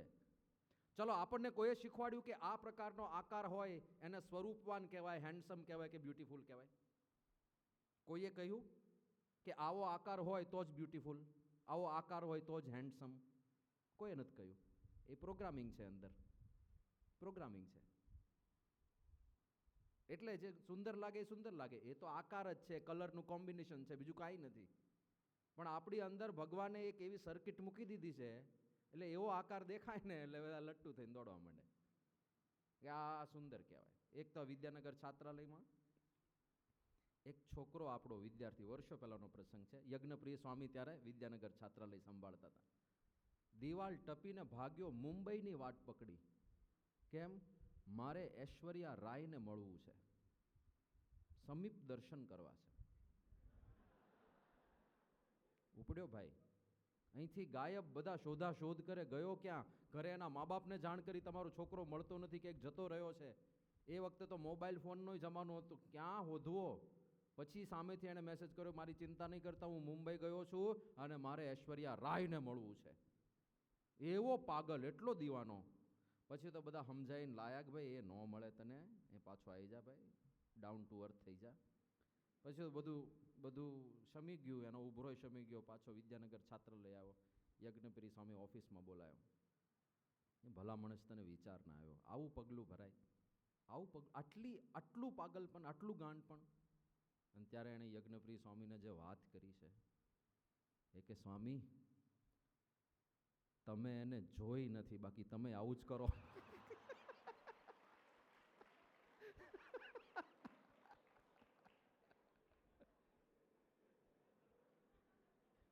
પ્રોગ્રામિંગ જ છે અલ્ટિમેટલી પ્રોગ્રામિંગ જ છે. ખરેખર રૂપમાં જ આકર્ષણ હોત, આપણે લોજિકલી સમજીએ, ખરેખર રૂપમાં જ જો આકર્ષણ હોત અને પ્રોગ્રામિંગ વાળી સિસ્ટમ ના હોત, તો કૂતરાને પણ માણસો, સુંદર માણસોમાં હેત થવું જોઈએ ને. ના, એનું પ્રોગ્રામિંગ જુદું છે. કૂતરાને કૂતરી જ હારી લાગે. નહીં તો પછી ઐશ્વર્યા રાય જતી હોય તો આખી ગલીના બધા કૂતરા એની પાછળ જવા જોઈએ ને? ના જવા જોઈએ. કોઈ જતું નહીં, કૂતરા નથી જતા, ભૂંડા નથી જતા, સિંહ, ગાય, ભેંસ, કોઈ ઐશ્વર્યા પાછળ નહીં જાય. ખાલી તમારી જેવા જશે બધા, દિવાલ ટપીને જતા રહેશે. પ્રોગ્રામિંગ જ છે, બીજું કઈ નથી. કૂતરા અને કૂતરીનું જ પ્રોગ્રામિંગ કર્યું છે શ્રીજી મહારાજે. એટલે એને ત્યાં જ રસ પાય, ભાઈ એને ભૂંડડીમાં રસ ના પડે. એ આપણો ડિપાર્ટમેન્ટ નથી ભાઈ. જેના માટે જે હોય ત્યાં જ પ્રોગ્રામિંગ સેટ થાય, બીજે ક્યાંય ના થાય. આ કળ છે ભગવાનની. આ ચાવી ચડાવી છે, અને સહેજ પ્રોગ્રામિંગ ફેરવી નાખે ને, સહેજ જ પ્રોગ્રામિંગ ફેરવી નાખે. દાખલા તરીકે કૂતરાની સર્કિટ તમારી અંદર ફિટ કરી દે, તો તમે બાઇકો લઈ લઈને કૂતરીઓ પાછળ ભાગતા હો. આવું થઈ જાય આખું. It is all about program. આ ભગવાને એક કળ ચડાવી છે, કળને સમજવાની છે. એ કળને, આ સંસાર ચલાવવા માટે ભગવાનની યુક્તિ છે. પ્રેમ ના હોય તો સંસાર ચાલે નહીં. સંસાર ચલાવવા માટે જેમ ખાવું જરૂરી છે, જેમ પાણી પીવું જરૂરી છે, જેમ શૌચાદિક વિધિ કરવી જરૂરી છે, એમ પ્રજાની ઉત્પત્તિ જરૂરી છે ને. પ્રજા ઉત્પત્તિ જરૂરી છે. એટલે એમાં પણ શ્રીજી મહારાજે સુખ મૂક્યું છે, એમાં આકર્ષણ મૂક્યું, એમાં સુખ મૂક્યું, એમાં આનંદ મૂક્યો, અને એમાં અતિશય વધારે આનંદ મૂક્યો. કારણ કે એ નહીં કરે તો સંસાર ચાલવાનો જ નથી. એટલે આમ હજી તો આમ સંગમ થતો હોય ને ત્યાં તો એવું લાગે હું આકાશમાં ઉડી રહ્યો છું, બીજું કાંઈ દેખાતું જ નથી. 24 કલાક એ જ યાદ આવ્યા કરે. આવા અનુભવ ઘણાને જેણે કંઈક કર્યું છે આવું એને થયા હશે. અને પછી એ તો પછી ગીતો યાદ ક્યાં યહી પ્યાર હૈ, હા યહી પ્યાર હૈ. આને તો પ્રેમ કહેવાય ને. દિલ તેરે બિન કहीं લગતા નહીં, વક્ત ગુજરતા નહીં. આવું થવા માંડે. આ બોસનું પ્રોગ્રામિંગ જ છે, કારણ કે આ જરૂરી છે. આ જરૂરી છે તો જ પ્રજાની ઉત્પત્તિ થઈને બધું આગળ વધવાનું છે. એટલે એમણે એવું મૂકી દીધું, પણ એ પણ સમજવું પડે કે it is a temporary feeling. એક ક્ષણિક જ ફિલિંગ છે, એ કાયમ માટે નથી રહેવાનું. એ જે 7મા આસમાને ઉડવાનો અનુભવ છે એ કાયમી નથી. એ ભગવાનને ખબર છે કે પ્રજાની ઉત્પત્તિ માટે જરૂરી છે, એટલે નવું હોય ને ત્યાં સુધી અનુભવ થાય, અને એ ફેઝમાંથી પસાર થઈ ગયા પછી કાંઈ નહીં. તમે તમારા ઘરમાં જ જુઓ છો ને, તમારા મમ્મી પપ્પાને ક્યારેય તમે આવી રીતે રોમાન્સ કરતા જોયા? ક્યાં યહી પ્યાર હૈ, હા યહી પ્યાર હૈ. કાંઈ લેવા હા મું ના જોતા એકબીજાને, કાંઈ લેવા દેવાય ના. પાડોશમાં જુઓ તમે, જે જૂના માણસો છે, તમારાથી 10 વર્ષ જૂના છે કાંઈ આવું છે? કાંઈ ઉષ્મા વધી છે? કાંઈ ના હોય, કશું જ ના હોય. It is temporary. It is temporary. આપણે જીવનભર પ્રેમ કરશું ને સાથે જ રહીશું ને બસ તું અને હું અને આપણે સરસ મજાનો આશિયાનો, એટલે કશું રહેવાનું નથી. This is a temporary feeling. આ ખાસ સમજજો તમે. ઘણીવાર વિદ્રોહી વલણ, મા બાપની સામે પડવું, મા બાપને દુઃખી કરીને ભાગી જવું ને આવા બધા નિર્ણયો આ જ ઉંમરમાં લેવાતા હોય છે. તમે બધા તો આમ તો સત્સંગી છો એટલે આવા નિર્ણય તો ના લો, પણ સમજી રાખવું પડે કે આવી ઈચ્છાઓ અંદરથી જાગે તો આ જ્ઞાન એપ્લાય કરજો. It is all temporary. આ થોડા જ સમયનો મામલો હોય છે અને એના દ્રષ્ટાંતો કેટલા બધા છે. ડૉક્ટર સ્વામી જે પ્રખ્યાત દ્રષ્ટાંત આપે છે, રાજા ભર્તૃહરિ ઉજ્જૈનના રાજા હતા અને ધર્મપત્ની પિંગલાના પ્રેમમાં એટલા દીવાના હતા. 24 કલાક ડૉક્ટર સ્વામીની ભાષામાં કહીએ તો સૂતા પિંગલા, જાગતા પિંગલા, ખાતા પિંગલા, નાતા પિંગલા, ધોતા પિંગલા, હરતા ફરતા પિંગલા પિંગલા પિંગલા. 24 કલાક પિંગલા ચાલે, પિંગલા પિંગલા પિંગલા. હવે બન્યું એવું, એક વખત એક સાધુ મહાત્માએ એમને એક ફળ આપ્યું કે આ અમર ફળ છે, તમે જેને જમાડશો એ સદા યુવાન રહેશે ને નિરોગી રહેશે. ભર્તૃહરિને થયું કે ઓહો હો, તો પિંગલાને આપી દઉં, પિંગલા સદા યુવાન રહેશે, સદા મારી રહેશે. આહા, પિંગલો, પિંગલું પિંગલું પિંગલું. ફળ આપ્યું પિંગલાને. પિંગલાને વાત કરી, આ અમર ફળ છે, તું સદા યુવાન રહીશ એવું આ ફળ છે. હવે ભર્તૃહરિનો સ્નેહ તોડાવવા માટે જ પેલા સંન્યાસી આ બધી યુક્તિ કરેલી. પિંગલાનો સાંધો બીજે વાગેલો હતો પાછો. ભર્તૃહરિ તો હતા જ એમના પતિદેવ, પણ ઘોડશાળની અંદર અશ્વપાલ જે હતો સેનાપતિ, એ એકદમ સ્વરૂપવાન હશે એટલે પિંગલાની આંખો ત્યાં મળી ગઈ હતી. એને થયું કે મારા કરતા અશ્વપાલને આપું, એ આવો ને આવો જુવાન રહે તો મને મજા આવે. એટલે એણે અમરફળ પકડાયું અશ્વપાલને કે તું રાખ, આ અમરફળ છે, તું હંમેશા યુવાન રહીશ. પણ અશ્વપાલનો સાંધો બીજે બાજેલો હતો. રાજાની સામે પેલા બધા ડાન્સર્સ ડાન્સ કરતા હોય ને, તો એ જે નર્તકી હતી એ નર્તકી હારે અશ્વપાલને ચાલતું છે. એણે થયું કે આ હું રાખું એની કરતાં નર્તકીને આપી દઉં ને, એ મારી થઈને રહેશે, સદા યુવાન રહેશે. એણે ફળ આપ્યું નર્તકીને. નર્તકીને થયું કે હું રાજાને રાજી કરું ને, હું ભર્તૃહરિને આપું આ ફળ, રાજા સાહેબ રાજી થશે તો મારું બધું દિનમાન સુધરી જશે. એટલે નર્તકીએ ફળ આપ્યું ભર્તૃહરિને. પાછું ફરતું ફરતું આવ્યું. ભર્તૃહરિ કે અય લા, ये घूम के यहाँ कैसे आया? આ તો એ જ ફળ છે જે પિંગલાને આપ્યું તું. અને આખું ફરીને આવ્યું. પછી ઉલટ તપાસ કરી ત્યારે ખબર પડી કે આ પિંગલાએ અશ્વપાલે આ નર્તકીને આપ્યું. નર્તકી પાસેથી ભર્તૃહરિ પાસે આવ્યું અને વૈરાગ્ય શતક 100 શ્લોક લખ્યા વૈરાગ્યના ભર્તૃહરિએ. તરત રાજપાટ છોડીને નીકળી ગયા છે. નીકળો ભાઈ, આ નીકળો, આ તો કઈ પ્રેમ હોતા છે, આવા તો કઈ પ્રેમ. અને બહુ પ્રખ્યાત શ્લોક છે, યામ ચિંતયામિ સતતમ મૈસા વિરક્તા. હું જેને સતત યાદ કરું છું, સતત યાદ. આવું થાય. મોહન સાંઈ મહારાજ ઉપર એક પત્ર આવ્યો હતો કે સ્વામી પુસ્તક ખોલું અને એ દેખાય છે, હાલતા ચાલતા એ દેખાય છે, જમવું ત્યારે એ દેખાય છે, રાત્રે ઊંઘ નથી આવતી, ઊંઘમાં એ જ દેખાય છે, કંઈક કરો. એટલે મોહન સાંઈ માજે બધી સાંખ્યની વાતો કરી અને આ હું તમને કરી રહ્યો છું એ જ વાતો કરી. પાછો પત્ર આવ્યો થોડા દિવસ પછી, સ્વામી તમે કહ્યું એ બધું સાચું પણ હજી ભૂલાતી જ નથી. એ ટેમ્પરરી ફિલિંગ છે ને, ટેમ્પરરી જ છે. લેટ ઇટ ગો, થોડો સમય પસાર થવા દો, લેટ ધ ટાઈમ પાસ. અને એ જ ફિલિંગ સીધે સીધી ધીરે ધીરે ધીરે ધીરે ધીરે ઓગળી જશે. અત્યારે નહીં મનાય, અત્યારે કોઈ કહેશે તોય નહીં મનાય. જો 7મા આસમાને ઉડતા હશો ને અને તમે કહેશો કે એક દિવસ લેન્ડિંગ કરવું પડે, ના ના આપણી ફ્લાઇટ તો ચાલુ જ રહેવાની છે, એવું નહીં થાય ભાઈ, કોઈની રહી નથી. તો યામ ચિંતયામિ સતતમ, સતત હું જેને યાદ કરું છું, 24 કલાક યાદ કરું છું. મયી સા વિરક્તા, એ તો મારાથી વિરક્ત છે. સાપ્ય જનમ સાપી અન્ય જનમ ઈચ્છતી, એ પાછી બીજાને ઈચ્છે છે, અશ્વપાલને. સજનોન્ય સક્ત, એ અશ્વપાલ પછી બીજે જોડાયેલો છે. અને અસ્મત કૃતે ચ પરિતુષ્યતિ કાચિદન્યા, અને પેલી નર્તકી પછી મારામાં જોડાયેલી છે. ધિક્તામ ચમ ચ મદનમ ચ ઇમામ ચ મામ ચ. ચ એટલે અને. ધિક્તામ, ધિક એટલે ધિક્કાર છે.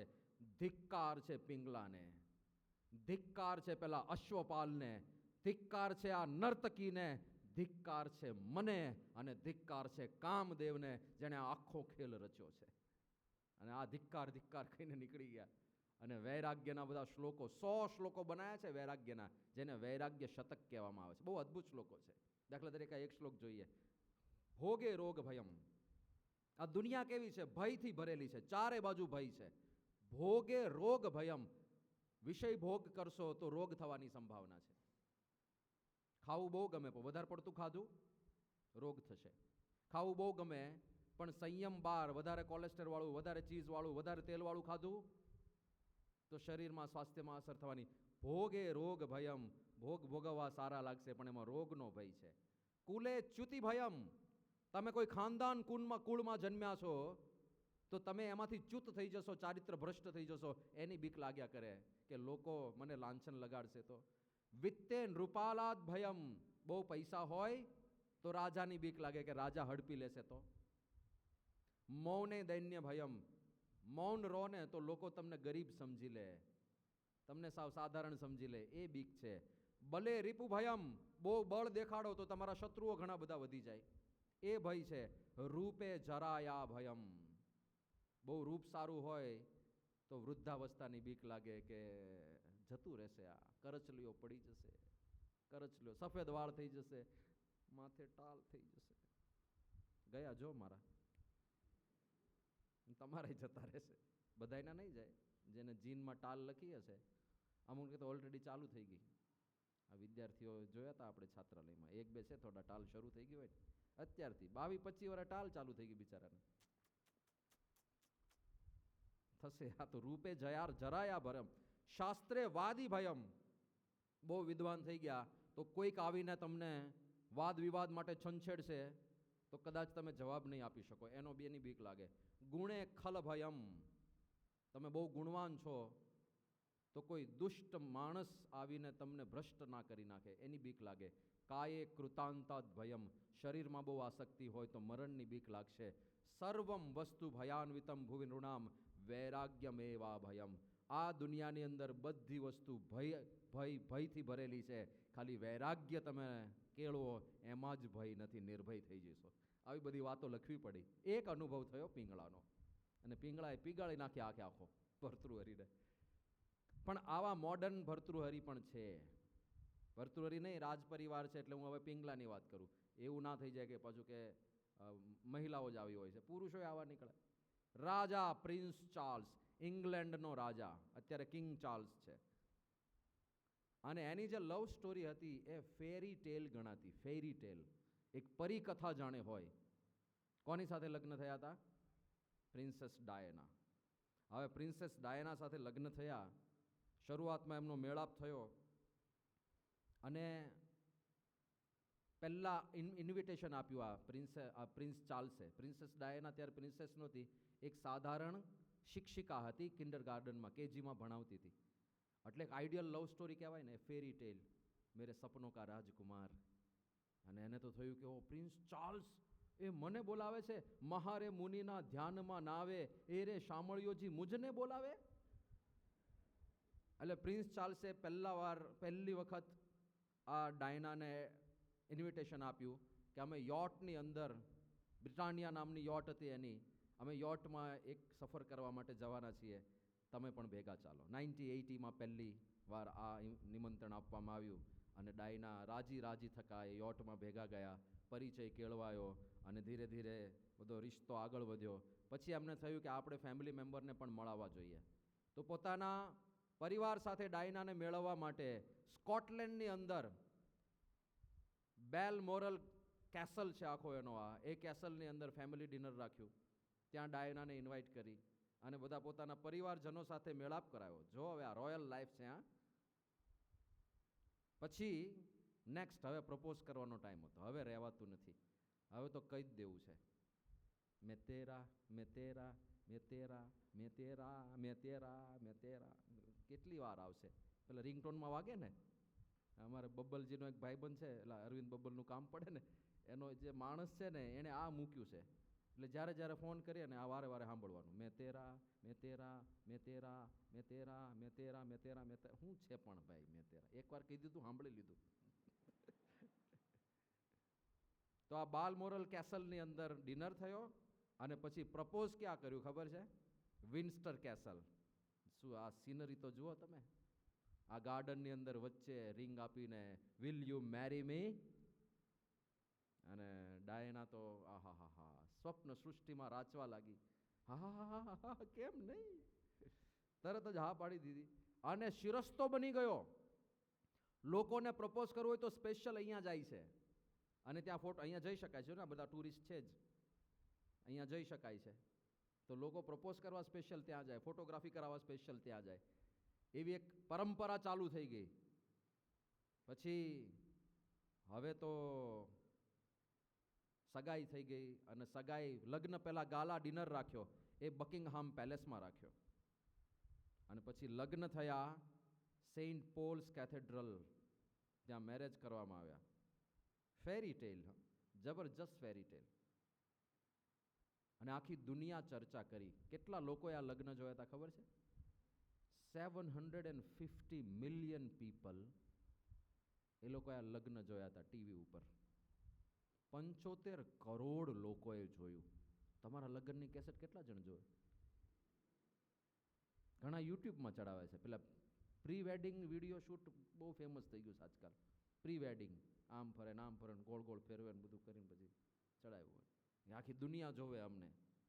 એને એમ કે ઓવરનાઇટ 5 મિલિયન વ્યૂ થઈ જશે, 2000 ના થયા હોય. કોઈને રસ નથી, કોઈને રસ નથી તમે ગોળ ગોળ ફરો એમાં. આ લોકોના લગ્ન 75 કરોડ લોકોએ જોયા. પણ પછી તરત જ આ મેરેજ પૂરા થયા અને 1992માં છૂટા પડી ગયા અને 1996માં ડિવોર્સ. થયું શું? તો આટલી સુંદર પત્ની Diana, princess Diana was crush of the world at that time. આખી દુનિયાને લાગતું હતું કે આવી ધર્મપત્ની મને મળી જાય તો હું પ્રિન્સ ચાર્લ્સને મારવા તૈયાર છું, એવું ઘણા બધા વિચાર કરતા હતા. પણ એને બદલે ડાયના વોઝ નોટ હેપી.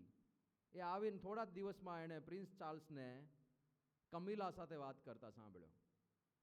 હવે કમિલાનો ને પ્રિન્સ ચાર્લ્સનો સંબંધ જૂનો હતો, બેઉ મિત્રો હતા, પણ એ મિત્રતામાંથી ક્યારે આ પ્રેમ પાંગરી ગયો.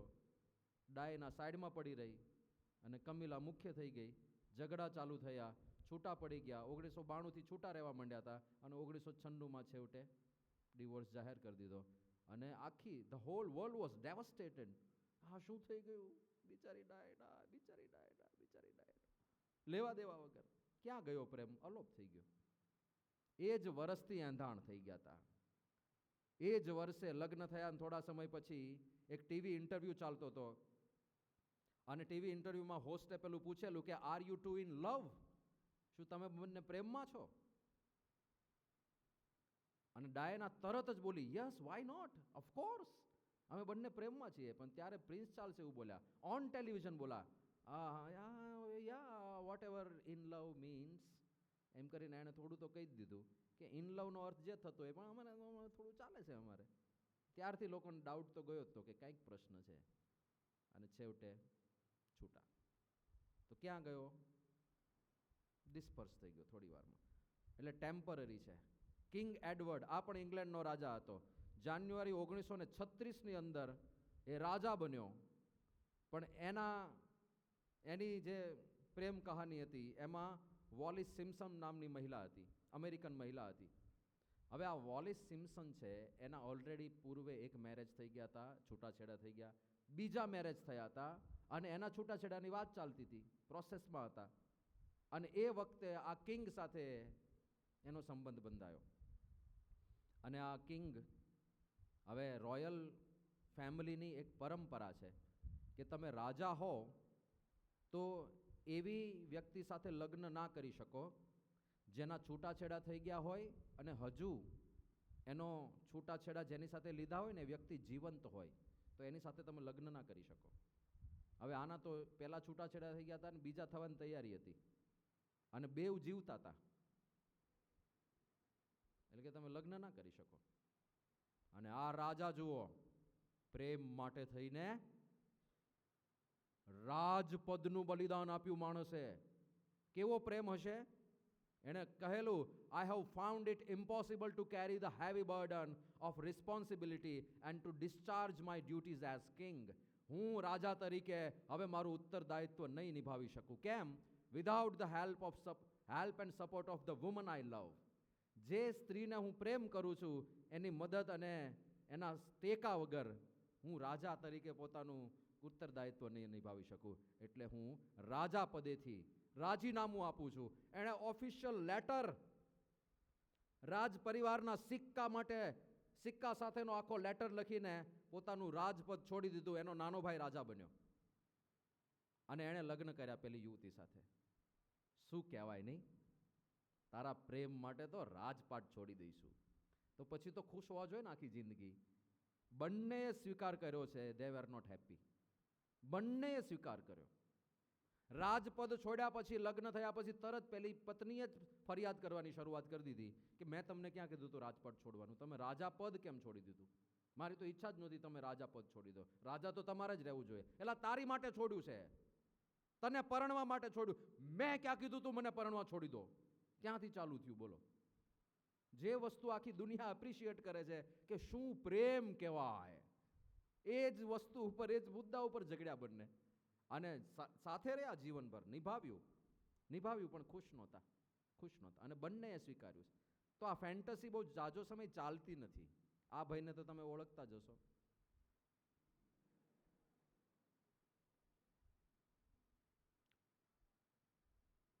પહેલા એમની લવ સ્ટોરી શરૂ થઈ હતી સુઝેન ખાન સાથે. ત્યારે એ હજી એક પણ ફિલ્મ એનું આવ્યું નહોતું. 2000માં એનું પહેલું ફિલ્મ આવ્યું, કહો ના પ્યાર હે. એ અમારો જમાનો હતો. 2001માં હું 12માં હતો, એટલે 2000માં અમે 11માં હતા. તો એ તો ફિલ્મ જોવાનો ટાઈમ છે ને. તો પહેલું ફિલ્મ એનું આવ્યું હતું કહો ના પ્યાર હે. બ્લોકબસ્ટર, પહેલું જ બ્લોકબસ્ટર. 10 કરોડનું બજેટ હતું, 80 કરોડ બોક્સ ઓફિસ પર આવ્યા. એટલે એ સમયે તો બહુ મોટું કહેવાતું. અત્યારે 100 કરોડના બજેટના મૂવી બને છે, એવો જમાનો ત્યારે હતો નહીં. ત્યારે લોકોને 10 કરોડે બહુ લાગતા. This is 2000. અને 80 કરોડની કમાણી અને highest grossing movie of the year. અને આ રાતોરાત સુપરસ્ટાર બની ગયો, રાતોરાત. પણ છતાંય પ્રેમ નિભાવ્યો કે હું ભલે સુપરસ્ટાર બન્યો પણ મેં ફિર ભી તુમકો ચાહુંગા. સુઝેન ખાન, તારા સિવાય કોઈ નહીં. અને એ જ્યારે લગ્ન થયા 2000માં, એ જ વર્ષે લગ્ન થયા, ત્યારે આખી દુનિયા આ લવ સ્ટોરીને પણ ફેરી ટેલ સમજતી હતી કે આટલો મોટો સુપરસ્ટાર પણ કેટલી વફાદારી નિભાવી કે એની જે પ્રેમિકા હતી એને છોડી નહીં કે હવે હું બહુ આગળ વધી ગયો છું તો મને બીજા ઓપ્શન મળશે. ના, તું હી રે, તું હી રે, તું હી રે. 2013માં છૂટા. તું તારા રસ્તે, હું મારા રસ્તે. અને ઋતિકે પોતે જ જાહેરાત કરી કે આ જે રિક્વેસ્ટ આવી છે છૂટાછેડાની, એ સુઝાન ખાન તરફથી આવી છે. સુઝેનને તો પ્રાપ્તિનો વિચાર કરવાનો હોય કે આ કેમનું મને મળી ગયું. એની બદલે એને તો ગમ્યું જ નહીં, કે હવે કંટાળી ગયા ભાઈ, જવા દો. એક્સાઇટમેન્ટ લાંબુ ટકતું નથી. એટલે આપણે જો એવા ડ્રીમ વર્લ્ડમાં રહેતા હોઈએ ને કે આના માટે જ જીવન છે ને આ જ કરવાનું છે, ફોરગેટ ઇટ. એવું છે જ નહીં. એ થોડા સમયની ફિલિંગ છે. હું લેસ્ટરમાં હતો, મારી પારાયણ ચાલતી હતી, અને સાહજિક રીતે હું એમને એક સ્ટેટમેન્ટ બોલ્યો. મેં કીધું આ લગ્ન ને આ બધું પ્રેમ ને આ બધું, મેં કીધું 6 મહિનાનું જ એક્સાઇટમેન્ટ હોય છે, પછી બધું શાંત થઈ જાય. હવે હું તો અંદાજે બોલ્યો કે હું તો કંઈ અનુભવ કરીને તો બેઠો નથી. હું તો અંદાજે બોલ્યો. મેં કીધું 6 મહિનાનું એક્સાઇટમેન્ટ હોય છે. તો સામે મારી એકદમ સામે ચેરમાં એક યુવાન બેઠો હતો. એ કે સ્વામી 6 મહિના વધારે કીધા, 2 મહિના જ કે 2 જ મહિના, પછી બધું શમી જતું હોય છે. એટલે ખરેખર એવું છે. અને તમે આંકડા જુઓ, સુપ્રીમ કોર્ટના જજે કીધું હતું, બોલો, love marriage is leading cause of most ડિવોર્સિસ in India, says supreme court. Supreme કોર્ટના જજે કીધું કે મારી પાસે જેટલા કેસ આવે છે છૂટાછેડા માટેમાં, એમાં મોટા ભાગના લવ મેરેજવાળા હોય છે. એટલે ક્યાં ગયો લવ?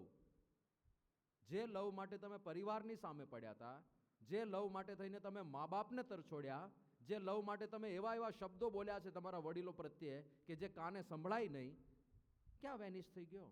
ક્યાં વેપાર થઈ ગયો? ક્યાં બધી બાષ્પીભવન થઈ ગયું? અને હવે ભેગા રહેવાય તૈયાર નથી. મોટા ભાગના છૂટાછેડામાં મૂળ લવ મેરેજ વાળા નીકળે છે. આવું સુપ્રીમ કોર્ટે જાહેર કર્યું છે. એટલે પહેલો મુદ્દો આપણે કે દુનિયાવી લવ છે ને એ ટેમ્પરરી છે, બીજું પેઇનફુલ છે. It is painful. પછી જ્યારે વધારે પડતો થઈ જાય અથવા તો જ્યારે તૂટવાની તૈયારી હોય, વેરી પેઇનફુલ. અમારા વખતમાં એક પોપ સ્ટાર બહુ પ્રખ્યાત હતી અમેરિકાની, બ્રિટની સ્પિયર્સ. તમે નામ સાંભળ્યું હશે કદાચ. અત્યારે જેમ અમે ત્યાં ડીવાય પાટીલમાં સ્ટેડિયમમાં આપણો જન્મજયંતિ પ્રમુખ સ્વામી મહારાજની ઉજવી, ત્યારે થોડા દિવસ પહેલાં જ કોઈ કેટી પેરીનું ફંક્શન હતું અને લોકો તો ગાંડા હતા એની પાછળ. એટલા ગાંડા હતા કે અમે બ્રહ્મવેરી સાંઈ પાસે આવે કે સ્વામી તમને આ ડીવાય પાટીલ ઓળખે છે તો કેટી પેરીને એક બે ટિકિટ અપાવો ને, લે. એટલા ગાંડા. એ વખતે ત્યારે બ્રિટની સ્પિયર્સ હતી. અને એ જે ગાવા જાય સ્ટેજ શોમાં, એમાં પાછળ બધા ડાન્સર્સ હોય છે ને ભેગા ભેગા, ઘણા બધા લોકો નાચતા હોય. તો એવા ડાન્સર સાથે એને મનમેળ થયો અને એની સાથે લગ્ન કર્યા. અને લગ્ન કર્યા ત્યારે બ્રિટની એવું કીધું હતું કે the happiest time of my life, આ મારા જીવનનો સૌથી ખુશહાલીવાળી મોમેન્ટ છે. અને 7મા આસમાનમાં ઉડતા હતા. 2004માં લગ્ન થયા, 2005 અને 2006માં એક બાળકનો જન્મ થયો, 2007માં છૂટાછેડા. અને છૂટાછેડા પછી બાળકની કસ્ટડી કરવાની હોય અમેરિકામાં, કે આ બાળક મમ્મી પાસે રહેશે કે પપ્પા પાસે રહેશે, એના માટે કોર્ટમાં લડવાનું હોય. એ લડવામાં બ્રિટની ટેન્શનમાં આવી ગઈ. બીજું પાપરાઝી શબ્દ સાંભળ્યો છે? પાપરાઝી, આવા જે સેલિબ્રિટીઝ હોય ને એની પાછળ કેમેરામેન પડ્યા હોય બરાબરના. એની એના જીવનની એક મોમેન્ટ એ લોકો કેપ્ચર કરવા ટ્રાય કરતા હોય. એક ઘરની બહાર નીકળી અને કોઈની સામે જોયું, એ બધું એ લોકો ફોટામાં. એટલે કંટાળી જાય માણસ. આ બ્રિટનની પાછળ પાપરાઝી એવા પડેલા કે કોઈ જગ્યાએ પ્રાઇવેટ ટાઈમ જ ના મળે, એવી કંટાળી ગઈ. એક વખત તો પાપરાઝીની પાછળ પડી અને એના ગાડીનો કાચ તોડવા માટે પ્રયત્ન કર્યો. એટલી ગુસ્સામાં આવી ગઈ અને મેન્ટલી અનસ્ટેબલ થઈ ગઈ. એને પેલું જે માનસિક દવાખાનું હોય ને ત્યાં દાખલ કરવાની થઈ હતી. એટલી હદ સુધી એક આવી પ્રખ્યાત કલાકાર, પણ એક સંબંધ તૂટ્યો તો ક્યાં ગયો લવ? વેનિશ્ડ. અને પેઇનફુલ, દુઃખદાયક નીવડ્યો. અને ત્રીજું છે, આવો જે પ્રેમ છે એ માયામાં બાંધે છે. આધ્યાત્મિક રીતે જોઈએ, લૌકિક પ્રેમ કોઈ પણ જગ્યાએ, ખાલી વ્યક્તિની વાત નથી કરતો, આપણે આધ્યાત્મ માર્ગે ચાલેલા માણસો છીએ. પ્રેમનો અતિરેક ના વ્યક્તિમાં થવો જોઈએ, ના વસ્તુમાં થવો જોઈએ, ના પદાર્થમાં થવો જોઈએ. કારણ કે જ્યાં હશે પ્રેમનો અતિરેક, એ વસ્તુ આપણને બાંધી રાખશે, જવા નહીં દે. આપણા જીવને જવા નહીં દે, આપણા આત્માને જવા નહીં દે. પ્રેત થવાનું એક મુખ્ય કારણ આ આસક્તિ છે. શ્રીજી મહારાજે સ્પષ્ટ કહ્યું છે, સત્સંગી જીવનનો આ શ્લોક છે. સ્નેહ ક્યાં કરવાનો હોય? વાસુદેવમ તદીયાંશ્ચ વિના અન્યત્ર તુ યો ભવેત સ્નેહ સહી મહાન શત્રુ ભૂરી દોષા કરોસ્તુવે. ભગવાન સિવાય બીજે ગમે ત્યાં સ્નેહ થયો એ દોષ છે મોટામાં મોટો. પછી વાત કરે છે, અંતકાલે તથા સ્નેહાત સ્ત્રી પુત્ર ધન ધામસુ. અંતકાલે જો સ્ત્રીમાં, પુત્રમાં, ધનમાં કે ઘરની અંદર હેત રહી ગયું, પશુ પક્ષી દ્રુમાદોવા, તમારા ઘરમાં પાળેલા પશુ પક્ષી હોય એમાં હેત રહી ગયું, પ્રેતત્વમ જાયતે નૃણામ, તો એ પ્રેત બને છે. પ્રેત બને, એ જઈ ના શકે ને. આત્માને લેવા માટે આવ્યા હોય યમદૂતો અથવા તો આગળની વ્યવસ્થા કરનાર જે કાંઈ લોકો હોય એ, પણ એ ના પાડી દે, માન નથી આવું. કેમ? આને છોડીને હું કેવી રીતે જાઉં? મારે ત્યાં નાનો નાનો કુરકુરીઓ છે, એને છોડીને હું નહીં જઈ શકું. આ કૂતરું મને એટલું વાલું છે, એને છોડીને હું નહીં જઈ શકું. મેં હમણાં જ ઘર બનાવ્યું છે, નવું ઘર બનાવ્યું છે, આ ઘર છોડીને મારે નથી જવું. એટલે ત્યાં ને ત્યાં જ રહે, પછી પ્રેત બનીને રહે. અને પછી કોઈકના શરીરમાં આવીને કહે કે અહીંયા નાળિયેર સ્થાપી દો, મારે અહીંયા રહેવું છે. આપણે છાત્રાલયમાં આંગળી ઊંચી કરાવી હતી ને, હતા ને કેટલા બધાના પરિવારમાં નાળિયેરો છે. કોઈક ને કોઈક ફેમિલી મેમ્બરમાં ક્યાંક હશે નાળિયેર, તો એ નાળિયેરમાં રહ્યા કરે, પછી મુક્તિ ના થાય. પણ એનું કારણ શું છે? હેત, માઇક હેત. એ આત્માને જવા નથી દેતું, એ ત્યાં ને ત્યારે પછી હેરાન થાય. અમદાવાદનો એક કિસ્સો છે, બળદેવભાઈ. 2001માં બળદેવભાઈ ત્યાં પ્રોવિઝન સ્ટોર સંભાળતા હતા, સત્સંગી નહોતા, અને પ્રોવિઝન સ્ટોર એમનો અમદાવાદની અંદર હતો. હવે એકવાર બન્યું એવું કે એમને કંઈક દવા લેવાની હતી, એટલે પ્રોવિઝન સ્ટોરમાંથી સામે મેડિકલ સ્ટોરમાં ગયા. અને એમની દુકાને કોઈ હતું નહીં, એ ત્યાં મેડિકલ સ્ટોરમાં સામે ઊભા હતા. તો કોઈક બધા લૂંટારા આવ્યા હશે, એણે જોયું કે દુકાન ખાલી છે, અંદર ઘૂસી ગયા, બધા લૂંટવા માંડ્યા. પેલા ભાઈ દોડ્યા સીધા, એલા એ કોની દુકાન એમને લૂંટો છું? હું બેઠો છું ને અહીંયા, કે તું ભલે ને બેઠો, હવે તો આ બધું અમારું જ છે. જપાજપી થઈ અને એમાં મારામારી થઈ અને આ બળદેવભાઈને એવું વાગ્યું કાંઈક, તો મરી ગયા. તો અને અહીંયા મૃત્યુ થયું. 15 મિનિટ પછી જ એના ધર્મપત્નીમાં પ્રવેશ કર્યો. 15 જ મિનિટ પછી. ઘરેથી જવા તૈયાર નહોતા અને એણે કહ્યું કે મારે અહીંયા જ રહેવું છે, મારે અહીંયા જ રહેવું છે, હું તમને છોડીને નહીં જાઉં, તમને છોડીને નહીં જાઉં. વારે વારે ધર્મપત્નીમાં આવ્યા કરે. પછી એણે જ કીધું કે અહીંયા એક મંદિર જેવું બનાવો, ત્યાં એક નાળિયેર પધરાવો, હું એ નાળિયેરમાં રહીશ, કોઈને હેરાન નહીં કરું, બસ પણ મને અહીંયા રહેવા દો. એટલે પછી એ પરિવારજનોએ ત્યાં નાળિયેર પધરાવ્યું ને બધું કર્યું ને ત્યાં રહેતા હતા બળદેવભાઈ. કોઈને હેરાન નહોતા કરતા. ટાઈમે ટાઈમે આવે અને સૂચનો આપે ખાલી કે ઘર સાફ સૂફી કોઈ રાખતું નથી, સાફ કરો ઘરને. પાછા નાળિયેરમાં જતા રહે. પાછા થોડા સમય આવે એમ કે ધંધો હરખો ચલાવતા નથી, તમને ધંધો કરતા નથી આવડતું, પાછા સૂચન આપીને જતા રહે. એટલે ધંધામાં આસક્તિ, ઘરમાં આસક્તિ, જ્યાં જ્યાં આસક્તિ હતી એને લીધે જઈ નહોતા શકતા. પછી 2007માં એમના ચંદુભાઈ, એમના 3 ભાઈઓ હતા બીજા, એમાં ચંદુભાઈના સત્સંગ થયો. અને ચંદુભાઈને સત્સંગ થયો ત્યારથી એ સત્સંગી થયા અને ઘરમાં સત્સંગનું વાતાવરણ ધીરે ધીરે જામ્યું.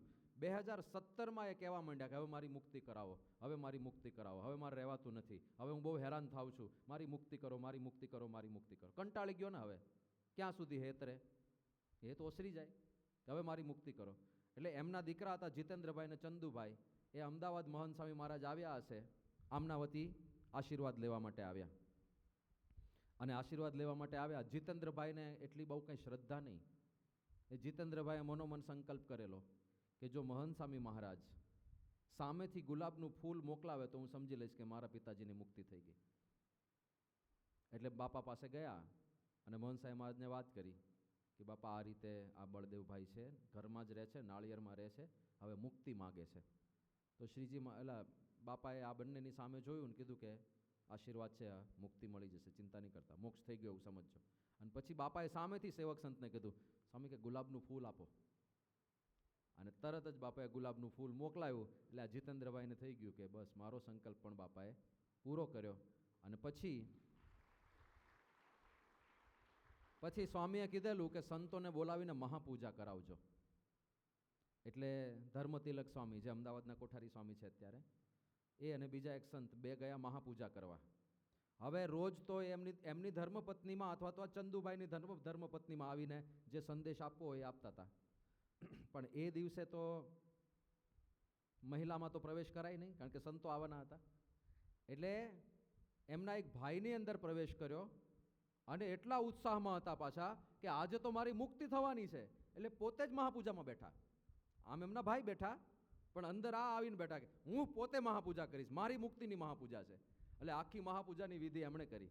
અને છેલ્લે જ્યારે આરતીનું બધું પૂરું થયું મહાપૂજા, અને ત્યારે એ બોલ્યા આ બળદેવભાઈ કે પ્રમુખ સ્વામી મહારાજ અને મહંત સ્વામી મહારાજ બંને મને લેવા માટે આવી ગયા છે, મને ખોળામાં બેસીને અક્ષરધામમાં લઈ જાય છે. એટલે આ છેલ્લા જય સ્વામિનારાયણ, હવે આપણે ક્યારેય મળીશું નહીં. આટલું કહીને પછી મુક્તિને પામ્યા. પણ લૌકિક સ્નેહ એવો છે જે આપણને બંધન કરાવે છે, આધ્યાત્મિક સ્નેહ એવો છે કે જે આપણી મુક્તિ કરાવે છે. તો પછી હવે એક પ્રશ્ન થાય, તો લૌકિક કંઈ કરવાનું જ નહીં, કારણ કે ઈચ્છા વગર તો કાંઈ થાય જ નહીં ને. ઈચ્છા વગર શું થાય? ઈચ્છા વગર કાંઈ ના થાય. ઈચ્છા વગર લગ્ન નહીં કરી શકો, ઈચ્છા વગર ખાઈ પણ નહીં શકો. ખાવાની ઈચ્છા તો પાછી થવાની જ છે. તો લૌકિક અને આધ્યાત્મિક બેલેન્સ કેવી રીતે કરવું? લૌકિક બધું જ કરવાનું છે, બધું જ કરવાનું. પણ ખાલી આપણે અનુસંધાન રાખવાનું છે કે વધારે પડતા આસક્ત ના થઈ જઈએ, આટલું જ છે. એક કર્તવ્ય સમજીને કરવાનું છે, સાચું માનીને નથી કરવાનું. ખાલી પર્સપેક્ટિવમાં જ ભેદ પડે છે, ખાલી દ્રષ્ટિકોણ જ બદલવાનો છે. કરવાનું બધું છે. તમારે લગ્ન પણ કરવાના છે, તમારે સંતાન પણ થશે, તમારે સંતાનોનું પોષણ પણ કરવાનું છે, તમારે ઘરનું ઘર પણ બનાવવાનું છે, તમારે પૈસા પણ કમાવાના છે, તમારે કરિયર પણ બિલ્ડ કરવાનું, બધું જ કરવાનું છે. કોઈ વસ્તુ ખોટી નથી. એ બધા આપણા કર્તવ્ય છે. એને કર્તવ્યના ભાવથી જ કરવાના, એને સાચું માનીને નહીં કરતા. આ જ પરમ પ્રાપ્ત કરવા યોગ્ય વસ્તુ છે એવું સમજીને નહીં કરતા. એ પરમ પ્રાપ્ત કરવા યોગ્ય વસ્તુ ભગવાન અને સંત સિવાય બીજું કોઈ નથી. એટલે આ એકદમ ક્લેરિટી હોવી જોઈએ આપણા મનમાં એક આધ્યાત્મિક વ્યક્તિ તરીકે. રામચંદ્ર ભગવાનનું જીવન એવું જ છે ને. જુઓ, આપણે વાત કરી હતી, છાત્રાલયમાં વાત થઈ હતી. આમ જુઓ તો કેવી રીતે એમણે પોતાનું ઉત્તરદાયિત્વ નિભાવ્યું. એક દીકરા બન્યા તો આદર્શ દીકરા બન્યા, એક ભાઈ બન્યા તો આદર્શ ભાઈ બન્યા, પોતાના ભાઈ માટે હસતા હસતા રાજ્ય છોડી દે છે. એક પુત્ર બન્યા, દશરથ રાજા માટે 14 વર્ષ વનમાં જવા તૈયાર થઈ ગયા. એક મિત્ર બન્યા, સુગ્રીવ માટે થઈને વાલીનો વધ કર્યો, ભલે પોતાને લાંછન લાગે કે એક નિર્દોષ માણસને મારી નાખો નહીં, સુગ્રીવ સાથે મિત્રતા થઈ છે, એનો પક્ષ રાખવો એ મારો ધર્મ છે. બધા જ રોલ સારામાં સારા નિભાવ્યા. પણ જ્યારે વાત આવી દશરથના મૃત્યુની, ત્યારે તરત જ જ્ઞાન આવ્યું કે તો મરવાના જ છે, બધા મરવાના જ છે. દશરથના મૃત્યુના સમાચાર સાંભળ્યા રામચંદ્રજીએ લેશ માત્ર શોક નથી કર્યો. અને ત્યાં જે શ્લોકો બોલ્યા છે એ હું અત્યારે દેખાડું છું. એક શ્લોક બોલ્યા, જેવા ભરતજીએ સમાચાર આપ્યા ને કે ભૈયા આપણા પિતાજી દશરથ હવે આ દુનિયામાં રહ્યા નથી, અને પહેલો જ શ્લોક બોલ્યા રામચંદ્ર ભગવાન, સર્વે ક્ષયાંતા નિચયા પતનાંતા સમુચ્છ્રયા સંયોગા વિપ્રયોગાંતા મરણાંતમ ચ જીવિતમ. કે સર્વે ક્ષયાંતા નિચયા, જે ભેગું કર્યું છે એ બધું એક દિવસ વિખેરાઈ જવાનું છે, નક્કી જ છે. પતનાંતા સમુચ્છ્રયા, જેનો ઉદય થયો છે એનો અસ્ત થવાનો છે એ પણ નક્કી છે. સંયોગા વિપ્રયોગાંતા, જેનો સંયોગ થયો છે એનો વિયોગ એક દિવસ નિશ્ચિત છે. ગમે તે હોય, એ માતા પિતા હોય, એ પતિ પત્ની હોય, એ ભાઈ હોય, એ મિત્ર હોય, જે મળ્યું છે એ એક દિવસ અવશ્યપણે છૂટું પડવાનું જ છે, એનાથી વિખૂટા પડવાનું જ છે. તમે ઈચ્છો કે ના ઈચ્છો, ઇટ ઇઝ ઇનએવિટેબલ. એકવાર આંખો બંધ થઈ કઈ વસ્તુ સાથે રહેવાની છે, જતું જ રહેવાનું છે. અને મરણાંતમ ચ જીવિતમ, જીવનનો અંત મૃત્યુ છે એ પણ નિશ્ચિત છે. આ રામચંદ્ર ભગવાન બોલે છે. કયા અવસરે? દશરથના મૃત્યુ સમયે, પોતાના પિતાજીનું મૃત્યુ, જે પિતાજી માટે એમણે ખૂબ જ પ્રેમ દર્શાવ્યો છે, જે પિતાજીની આજ્ઞા માટે થઈને 14 વર્ષ વનમાં નીકળી ગયા છે, જેમના માટે રાજપાટ છોડી દીધું છે, પણ એ પિતાના મૃત્યુ સમયે સીધું જ જ્ઞાન આવીને ઉભું રહ્યું.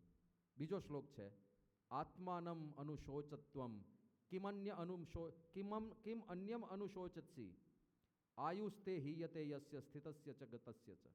તારે જો શોક કરવો હોય તો તારી જાત ઉપર શોક કર, બીજા કોઈ ઉપર શોક કરવાનો ના હોય.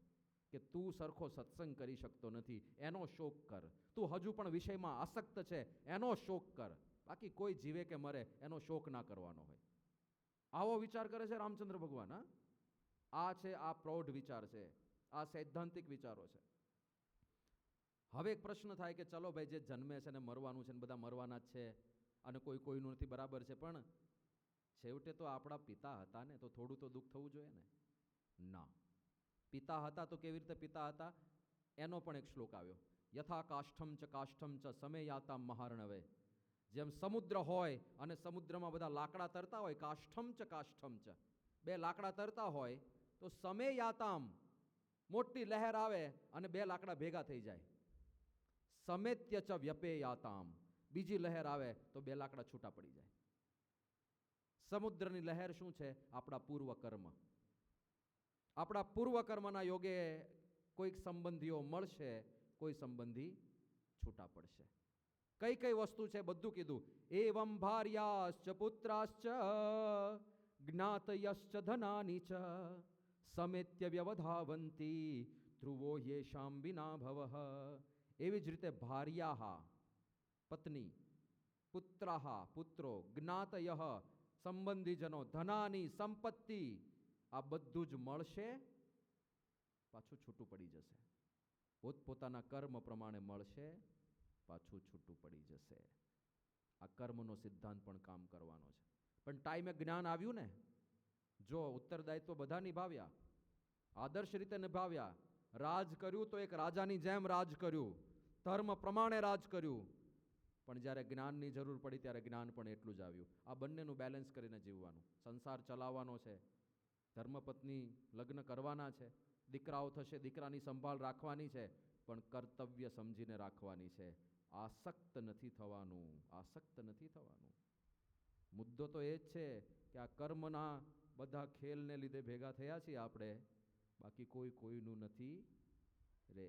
એટલે આ એક દ્રષ્ટિકોણ રાખીને જો આપણે જીવીએ, અને આપણા ગુરુમાં એ જ દેખાય છે ને. પ્રમુખ સ્વામી મહારાજ છેવટે તો એક રોલ જ ભજવીને ગયા ને. મહંત સ્વામી મહારાજ છેવટે તો એક રોલ જ ભજવે છે ને સાધુ તરીકે. કેવો રોલ ભજવે છે? એક સંત છે તો સંત તરીકે સંયમિત જીવન હોવું જોઈએ, નિર્માનીપણું હોવું જોઈએ, નિસ્વાદીપણું હોવું જોઈએ. એક એક વસ્તુ જીવનમાં સારધાર રાખી છે. કોઈ અપેક્ષા નહીં, કોઈ શરીરની ચિંતા નહીં, કંઈ ખાવા પીવામાં લેશ માત્ર આસક્તિ નહીં. એવી રીતે જીવી જાણ્યું છે. બસ આપણે એમના શિષ્ય છીએ.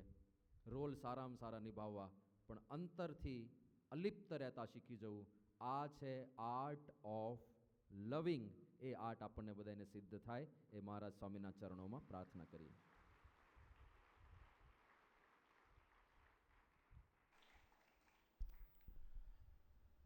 લૌકિક પ્રેમ એ ક્ષણિક, દુઃખદાયી અને બંધન કરતા છે, પરંતુ એ લૌકિક પ્રેમ એ કરવાનો તો છે, પણ કેવી રીતે કરવાનો છે? તો એ લૌકિક પ્રેમ એ નિયમમાં રહીને, કર્તવ્ય સમજીને, નાશવંતપણાના ભાવથી અને બંધન ના થાય તે રીતે લૌકિક પ્રેમ કરવાનો છે. તો એ ખૂબ જ સુંદર વક્તવ્યનો લાભ આપવા બદલ આપણે પૂજ્ય જ્ઞાનનયન સ્વામીનો એ અંતઃકરણપૂર્વક આભાર માનીએ. હજુ પણ આપણે એ પૂજ્ય જ્ઞાનનયન સ્વામીના દ્વિતીય સેશનનો લાભ લેવાનો છે. એ પૂર્વે આપણે પૂજ્ય ધર્મનિલય સ્વામીને વિનંતી કરીએ કે એક જાહેરાત કરશે.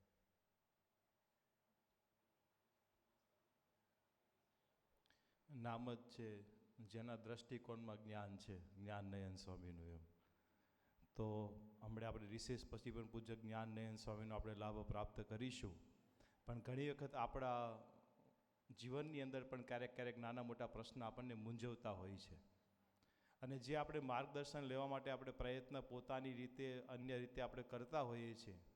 તો એવા જ આપણને જો કોઈ મૂંઝવતા પ્રશ્ન હોય તો અહીંયા એક બોક્સ મૂકવામાં આવશે અને ડાયરી ને પેન મૂકવામાં આવશે.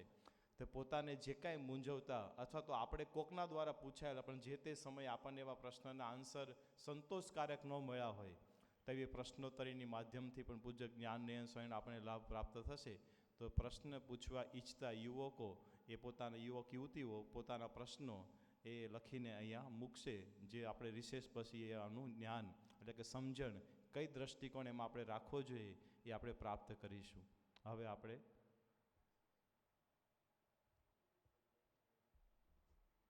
આપણે એક ટૂંકી રિસેસમાં જઈશું. તો અત્યારે 10:40 થઈ છે. આપણે આ ટૂંકી રિસેસમાં 10:55 ફરી પાછા બધા જ યુવક યુવતીઓ આપણે આ હોલમાં એકત્ર થઈ જઈએ.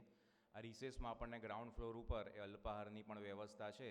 તો તે માટે યુવકો જમણી બાજુથી નીચે ગ્રાઉન્ડ ફ્લોર પર જશે અને યુવતીઓ એ આપની ડાબી બાજુથી એ નીચે ગ્રાઉન્ડ ફ્લોર ઉપર જઈ અને અલ્પાહારમાં જઈ અને 15 જ મિનિટમાં એ સત્વરે આપણે ઉપર દ્વિતીય સેશનમાં લાભ લેવા માટે આવી જઈશું. લેડીઝ ડાબી બાજુથી જ બહાર નીકળી અને નીચેના ગ્રાઉન્ડ ફ્લોર ઉપર અલ્પાહાર માટે જશે અને યુવકો જમણી બાજુથી નીચેના ગ્રાઉન્ડ ફ્લોર ઉપર જશે.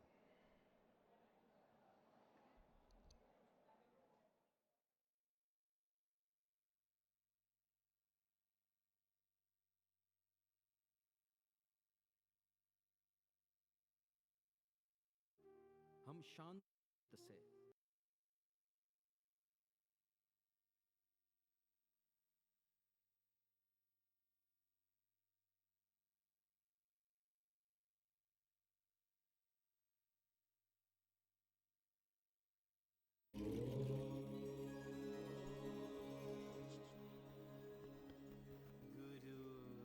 યુવતીઓને પણ કોઈ પ્રશ્ન પૂછવાની ઈચ્છા હોય તો એ પણ પૂછી શકશે. તેઓ એમના કાર્યકરને એ આ પ્રશ્ન લખીને આપશે અને કાર્યકરો દ્વારા અહીંયા પ્રાપ્ત થશે.